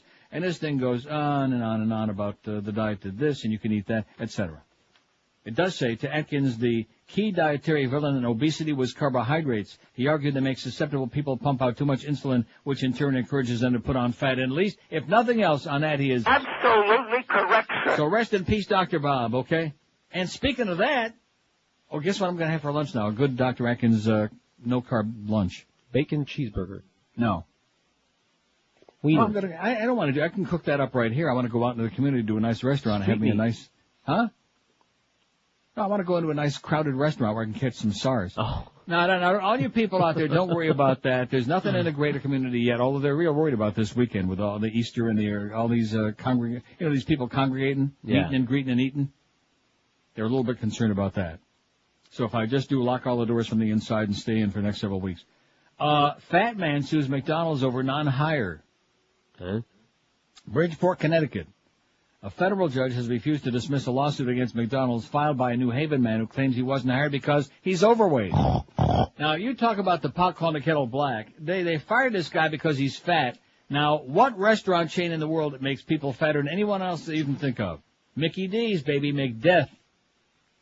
Joseph Connor has filed a lawsuit last year against the fast food chain, claiming that it discriminated against him in violation of the Americans with Disabilities Act and the Connecticut Fair Employment Practices Act. Connor, who weighs 420 pounds, claims that McDonald's violated the laws when it regarded him as morbidly obese and refused to hire him based on that perception. Further, he alleges his obesity is a disability, and the restaurant chain violated the CFEPA by deliberately not hiring him. U.S. District Judge Stefan Underhill concluded Connor must be given the opportunity to prove that he's protected under the law. McDonald's had argued that obesity, except in special cases where the obesity is due to a physiological disorder, is not a physical impairment within the meaning of the... I think they got a lot of goddamn nerve, okay? clogging up people's arteries, making people fat, giving all these kids diabetes at a very early age, and they don't want to hire this guy because he's a big tub of crap. Shame on him. He'd be a good poster child for McDad. 1226, speaking of your health, by the way, here's a good product. I'm popping it every day. Oleomed. Help my blood pressure tremendously in a short period of time. It can do the same for you. It can do wonders. Oleomed soft gels contain pharmaceutical-grade olive oil. It's not just your ordinary olive oil like you get out of a bottle from the store. It is super concentrated, loaded with all kinds of health benefits for you. Oleomed every day can help reduce the risk of heart disease and high cholesterol. Plus, there are 14 different Oleomed formulas from which to choose. Each one combining the best olive oil that money can buy with vitamins, minerals, herbals to support specific health needs from your bones to your blood pressure to your immune system. And by the way, Skippy, I don't have any more for my blood pressure up here. I'm running out real quick. About another couple of days worth. Just a hint. Because the ones he got me down there, they're still down there. Oh. I just mentioned that in case Skippy wants to be on top of things as opposed to some of our other salespeople. Just pick out the Oleomed formulas that are right for you and what you need. Now there are 3 brand new Oleomed formulas, one to help you sleep, one to help you control that disgusting sickly weight, and CoQ10 for your heart. Pick up some Oleomed today. It's all over town, more and more people talking about it and popping it. Pick it up at Publix, Eckerd's, Walgreens, Whole Food Markets, Navarro's, and Sedano's, or order it online if you like, OleomedAmerica.com. If you want to get all the info about their great products and what they can do for you, call 1-866-OLEOMED. That's 1-866-653-6633. Get some Oleomed today, and for better health, start popping it in your puss right away. We're Sports Radio 560 QAM. Don't have a penis. I've never had one, I swear. Coming up tonight on Inside the Behind the True Hollywood Celebrity Music Biography Profile Story, we take a good, hard, stiff look into stardom. He looked exactly like John Lennon. He sounded exactly like John Lennon. Not surprising, since John Lennon's sperm helped create him. He was Julian Lennon. I never really wanted to be as successful as me dad, which worked out, since I f***ing well wasn't. Julian Lennon grew up in the shadow of a famous father, but luckily, there was someone else to blame for his own lack of real success. Yoko. That's right. Yoko Ono. Let's blame her. Everyone else does. Well, everything's Yoko's fault, isn't it?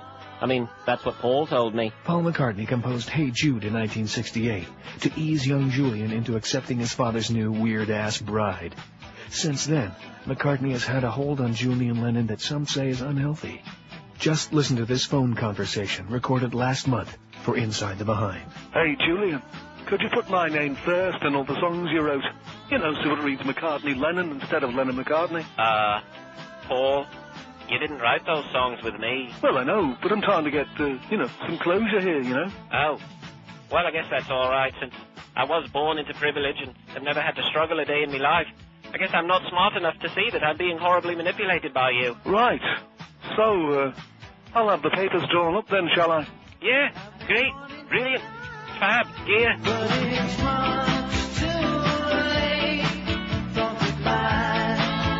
Julian Lennon. If you remember the 80s, you probably were there.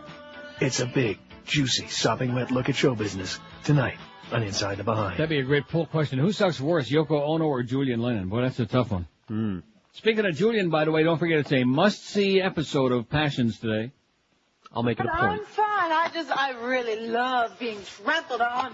Yeah, because you're a f***ing tramp. What? You're a f***ing virgin. You. No, you. All of you. Look at this f***ing room. It's like we're living in a f***ing zoo. Oh, don't f***ing lose it, Dad, all right? We have the furniture f***ing stain-proofed. It's very easy to clean up. Watch. The Boozeborns. Can't believe it. Just watch. Oh, no. Not my f***ing Pilani pants again. You have to really see it to appreciate it. Of course, George won't watch it because he's a hard ass. I'm going to watch it. I'm going to tape it and make sure I watch it. Tape it and watch. If watching this episode today doesn't entice you to watch it again, plus Sheridan's on there, the blonde. It's on at an inconvenient time, but I'll tape it and watch it when I can.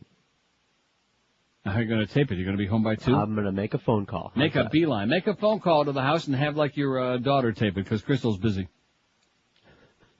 And what network does Crystal watch the soaps on? She don't watch NBC. She watches The Bold and the Beautiful and CBS. all those, yeah. Ah, The Old and the Beautiful. Oh, and that's another show. Is Guiding Light. What's going on there with Alan is getting drugged by, what's her name? By Alex?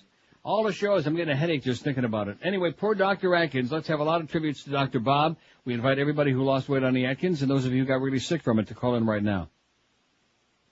WQAM. QAM? Hello? Yes, sir. Neil? Yes, I am. Yeah, the Fat Schwarzer umpire was Eric Gregg. That is correct.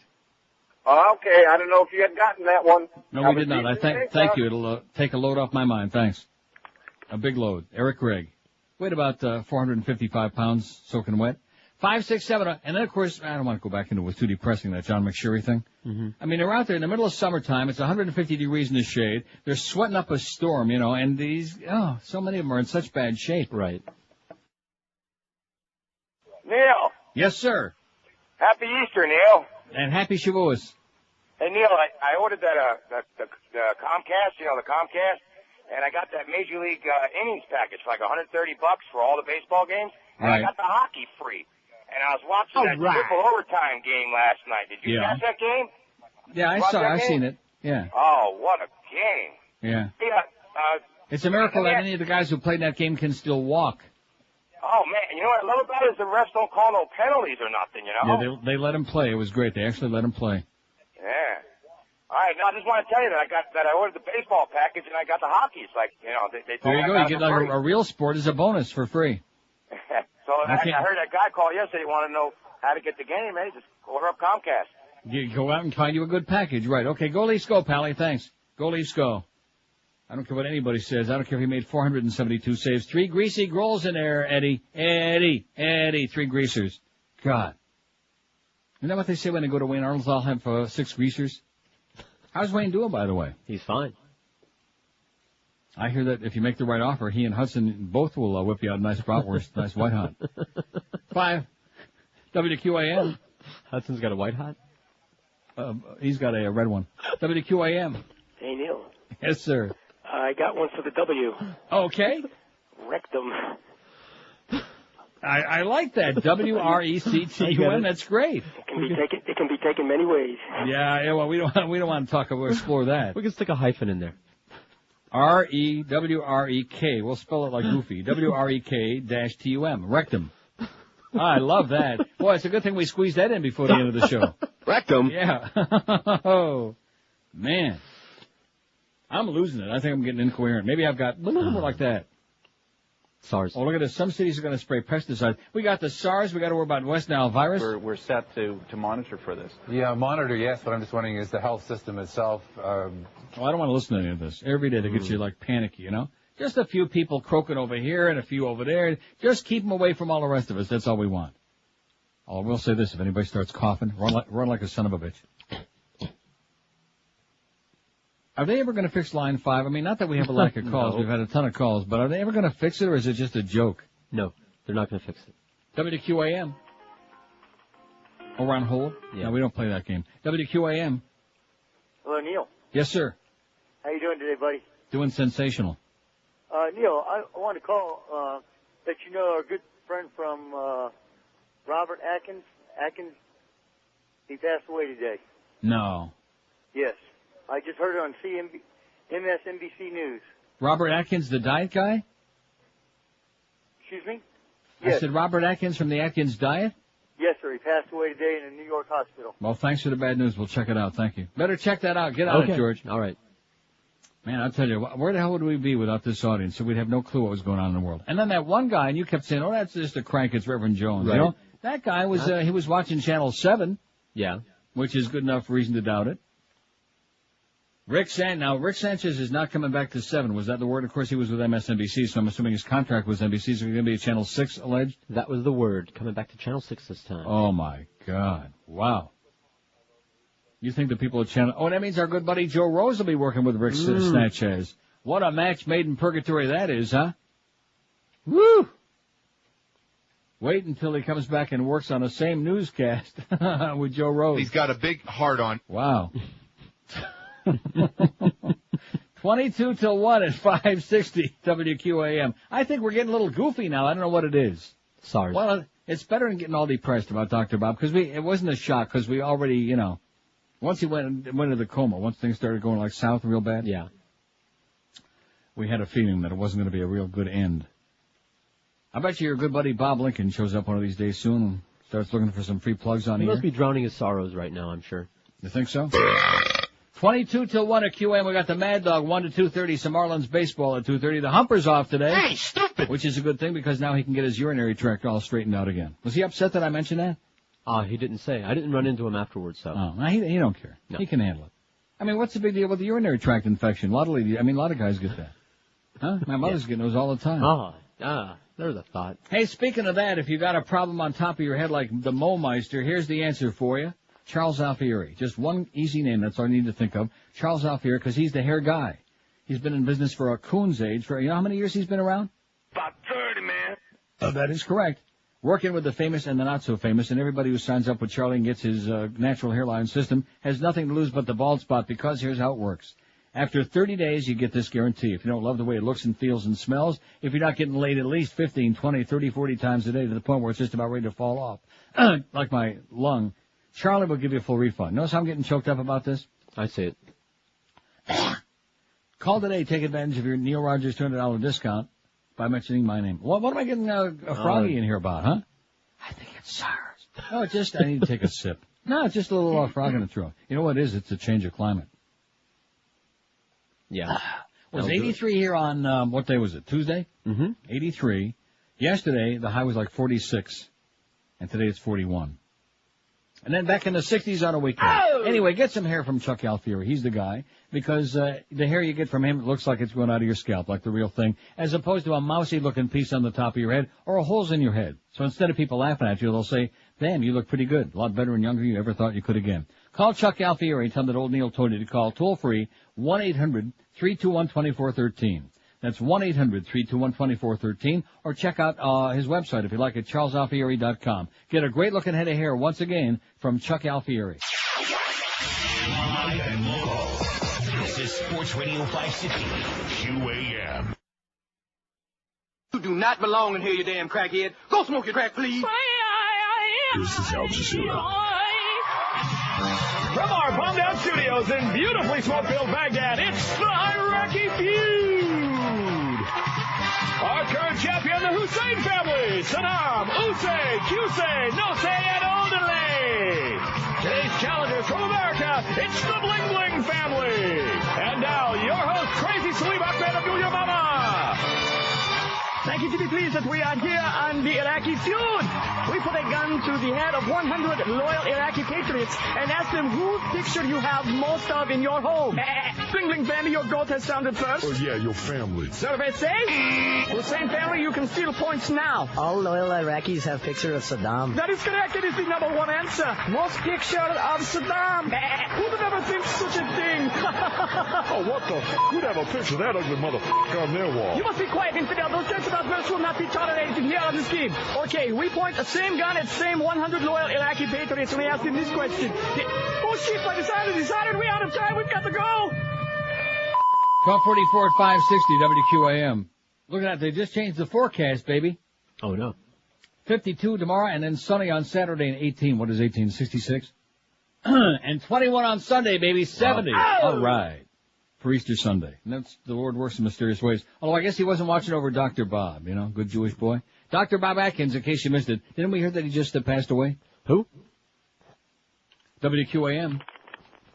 Hello. Yes. Who is this, George? No, it's Neil. Atkins died. I beg your pardon? Dr. Atkins died. Dr. Robert Atkins is a diet guy? Yeah. Oh, my God. When did this happen? This morning. Okay, thanks for the bad news. Mm-hmm. Do you hear that? What? Sorry. Hey, listen, he wouldn't care at this point, okay? No. I mean, he was in a coma for several days, and I mean, that's my philosophy. But once you're dead, whatever they say about you really doesn't make too much difference anymore. 5670560. Did you hear that? WQAM. Hello. Yes, sir. Hello. You like what? Yeah.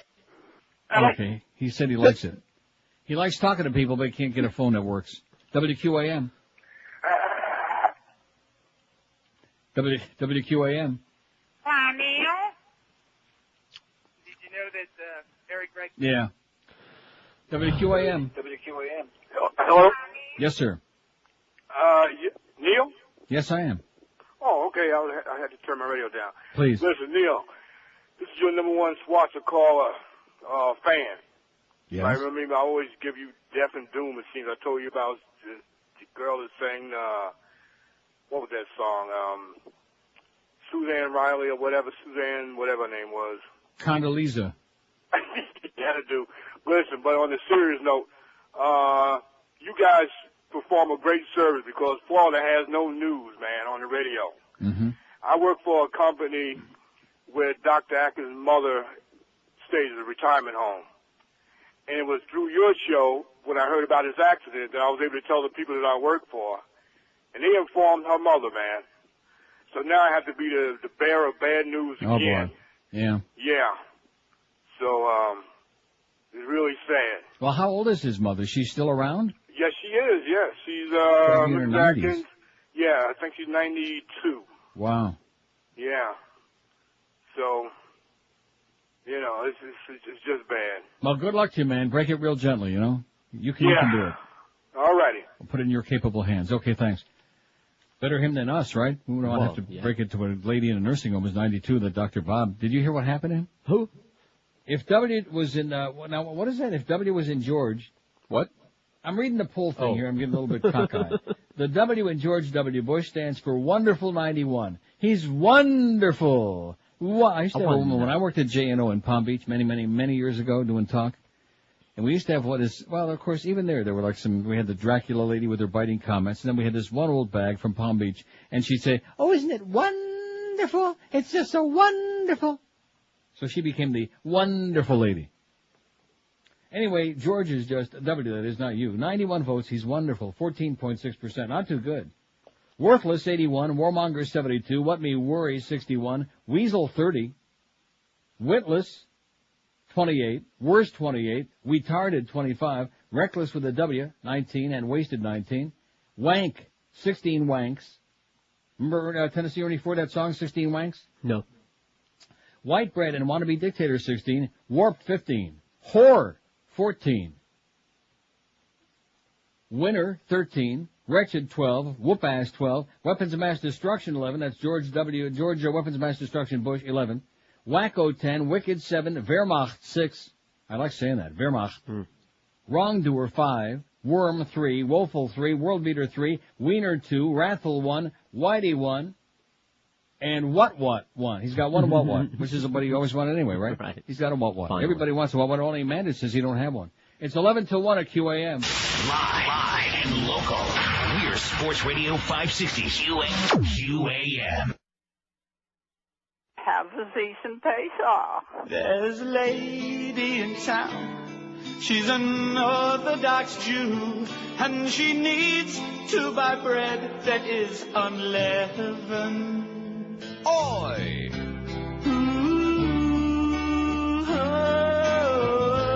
And she's buying bread at 7-Eleven. Uh-huh.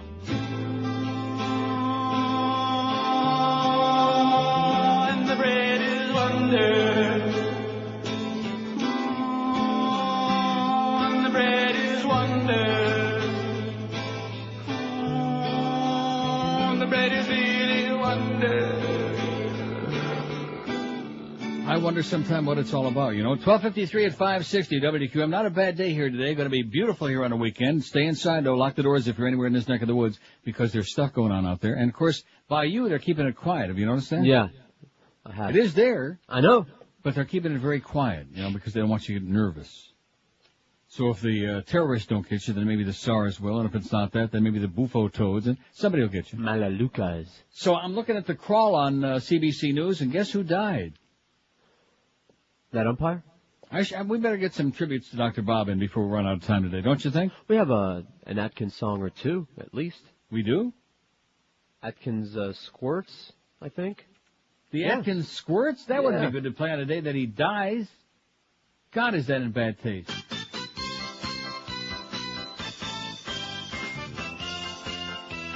But he wouldn't mind, believe me. I got the squirt, squirt, squirt, squirt, squirt. Got the Atkins squirt. And it hurts as it shoots through me. Shoot, doody, doody, and it burns, burns, burns, burns from the paprika. And it seems like I'm trying to pass a weasel in heat. Shoot, doody, doody. And then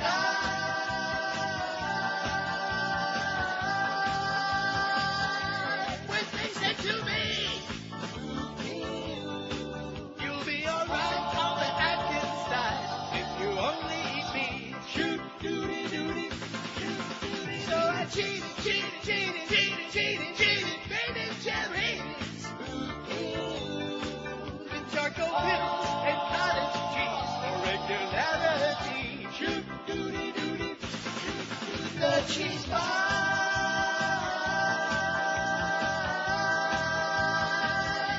The cheese bites in me. And now I have a big red ring from the toilet seat. Shoot, doody, doody. I got the squirt, squirt, squirt, squirt, squirt. Atkins diet squirt. And it hurts, it hurts, it hurts, it hurts when it squirts. Bad taste. Blame it on George. I don't want to play that thing. Yeah, I'm hard-bitten. Are you? A hard-bitten, oh, you know who this is going to be? Watch. WQAM. Hey, Neil. Yes, what about sir. George Bush? That wasn't too bad. Too late for that, though. Now, we're not adding no more on that thing, okay? Enough is enough. I thought we'd get some tributes to Dr. Atkins. Some people who lost a ton of weight want to say he was a great guy and he never stole a freight train, and thanks to him, I'm still alive. Something like that. Just something nice. I know it's not in your itinerary in life. WQAM. Dr. Atkins showed me what I could be. In fact, he even showed me my penis. Well, somebody had to find it for you. WQAM. Yeah, hi. John Eastman worked at WIOD. Oh, no! Oh, my God, a blind mic attack. Talk about being blindsided. Oh. Holy moly, a blind mic attack. Get out of here, you lunatic. Go away. Don't go away mad, just go away. And the John Eastman thing about him collecting the money on that smoking suit, how many days ago did I have that on? Talk about a delayed reaction, huh? 30, man. Okay, who the hell gives a flying crap about John Eastman now? Okay, you civilin? My. The more things change around here, the more they stay the freaking same. Blind freaking Mike. Hey, he doesn't like that name. Like I said, blind Mike. Will be exploded. Saddam had people killed with the gas that we sold him. First time aggressor nation and the only one that's going. Now more blood will be spilled to get that oil flowing. Forget about Korea and the nukes they're toting. And the right wing is drilling it over and over into our head that Iraq has some weapons of mass destruction.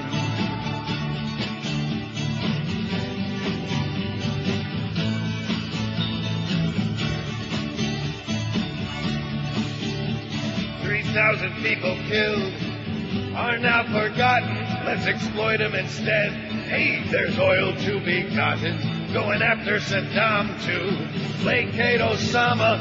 There's no longer mention of the name Bin Laden, but no one seems concerned, all comfy and complacent, believing every word of this cartel administration that controls us by fear through media manipulation. And the right wing is drilling it over and over into our heads that Iraq has some weapons of mass destruction.